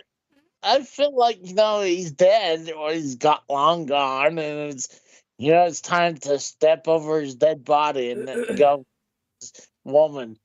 So, Casey, I'm pretty sure if that were to ever happen, every time you went to get hard, you wouldn't, because you would see the ghost of Frank floating over the top of you, and you would just go cook spaghetti.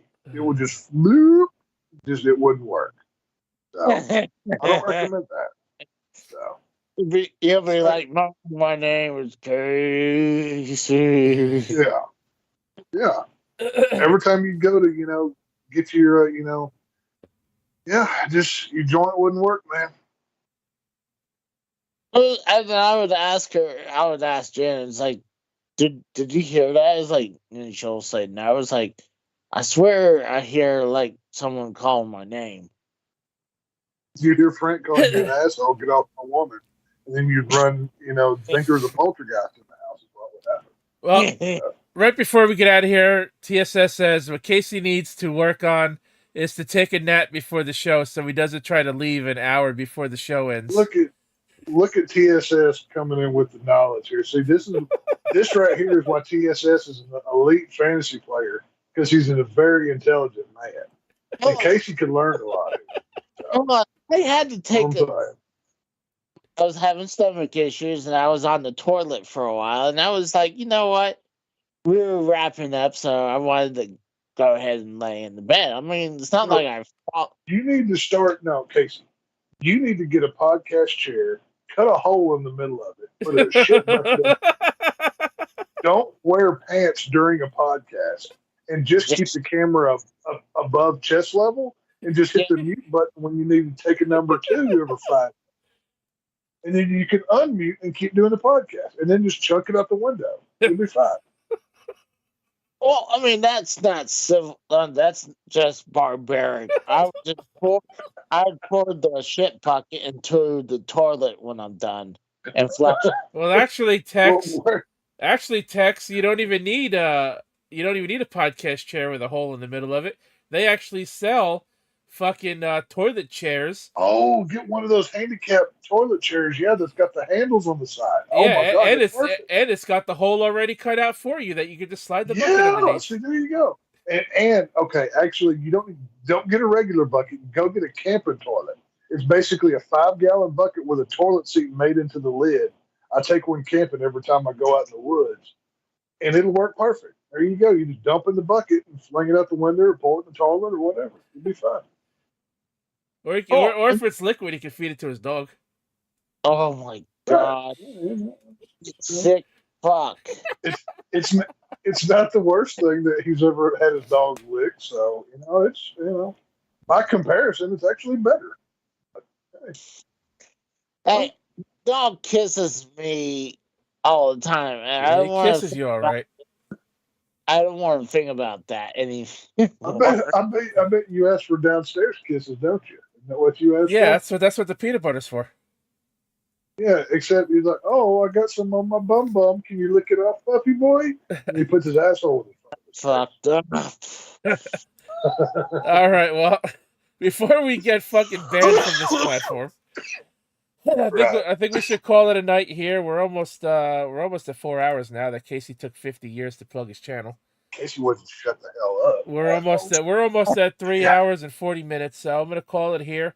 I want to say thanks for watching. I want to say Yes, sir. check out Derailed Gaming Live, because without him we wouldn't be here. He does GTA 5 roleplay videos and live streams over there, Friday night gaming and whatnot. Derailed Patreon, $1 a month gets you nearly 300 episodes of podcasting gold. Relive the derailed years from, what is it, 2014 or 2015 to like 2022 or whatever it was, 2016 Yeah, to it was on there a 2022, while. something like that. Check all that out. 2021 probably. I mean, it's been No, he ended it around this time last year. really. Yeah. I thought it was So check that out. Check all that out. Follow me, of course, right here on Twitch. Subscribe to the YouTube channel if you're not already. Greatly appreciate it. Follow me on Twitter. Follow Casey on Twitter. Casey is at Casey is Raw. I am, of course, the Rose. My stuff is in the description box down below. Social media is there, so you know when to go live and upload a video. Hit the like button in the stream to let us know that we're doing a good job and you guys like this podcast and you want to keep seeing it every couple of weeks. The next episode is currently scheduled for Sunday, December 10th, which works out. Actually, is it December 10th? No, I'm sorry, December 3rd, which works out. seems a while from now. No, yeah, December 3rd is going to be the next episode. I don't know why I said the 10th. I'm stupid. December 3rd will be episode 79 of Less Than Serious. So again, thanks for watching. Thanks again for MK Kratos for coming on tonight. He tried. His internet was being an asshole tonight. We can thank Charter for his absence. So he screw definitely you, tried, but Tex was nice enough to pick up the slack after he done told me in the last episode that he pretty much told his woman that weekends were going to be off limits from now on. So that was pretty cool of him. Yeah, I'm probably going to hear about it, but you know what? She could deal for one time. So at least Kratos dipped out and Tex picked up the slack for him. So that was pretty cool. And you got to take care of your buddies. You know what I mean? Casey is, well, he's Casey, and I am the Rose. So have a good night, everybody. Enjoy your Thanksgiving. Be safe. Safe travels if you're traveling wherever you're going. Drink responsibly unless you're Tex. Drink until you fucking puke. Because I know he's going to do that anyway. You don't puke up good alcohol. That's abuse. No, sir. You don't do that. That's rookie numbers. I don't approve of that shit, asshole. Okay. Drink until you fucking pass out then. How about that? There you go. Drink until you can't remember your name and you try to fight your family members. That's how you know you've had enough. Stuff your face with good food. Watch football. And for Christ's sake, if you're going out for Black Friday, there ain't nothing this year worth killing each other over, I promise. make sure you bring a taser and maybe a firearm, just in case. You never know if you're going to go out. Just be prepared. Kratos, I'm opening to do the 3rd and the 10th. If you want to do it on your birthday, that's up to you and Casey. I just don't want to do one on Christmas Eve unless we do it 2 days before Christmas. But Christmas Eve is not going to happen. Well, I mean, Casey's Jewish, so he doesn't celebrate Christmas anyways. He's free, so he's fine. Like, we got here on Christmas Eve going into Christmas Day, so when something comes by, I can club him over the head and. All right. Well, Tex now has to get a hold of J-Man and have him dress up as Santa Claus and have him invade Casey's new apartment. Oh well, I'm gonna get off. I'm gonna call him as soon as I get off his phone call. And be like, all right, dude, we need a 3rd time. He hasn't learned his lesson. He's asking for it. He said he wants to club Santa Claus. He put your name in his mouth, you'll fuck him up. That's kind of thing. Well, for Kratos, Tex, Casey's Raw, my name is The Rose. Again, enjoy your Thanksgiving. Safe travels. Don't kill each other on Black Friday. There's no reason for it this year. And never kiss your sister on the mouth. That's not okay. Drink until you pass out. Eat good food and watch football. And until next time, thanks for watching, everybody. Have a good night. Have a good holiday. Until next time, we'll all catch your ass down the road with a few pounds more in our guts. Why can't you kiss your sister on the mouth? God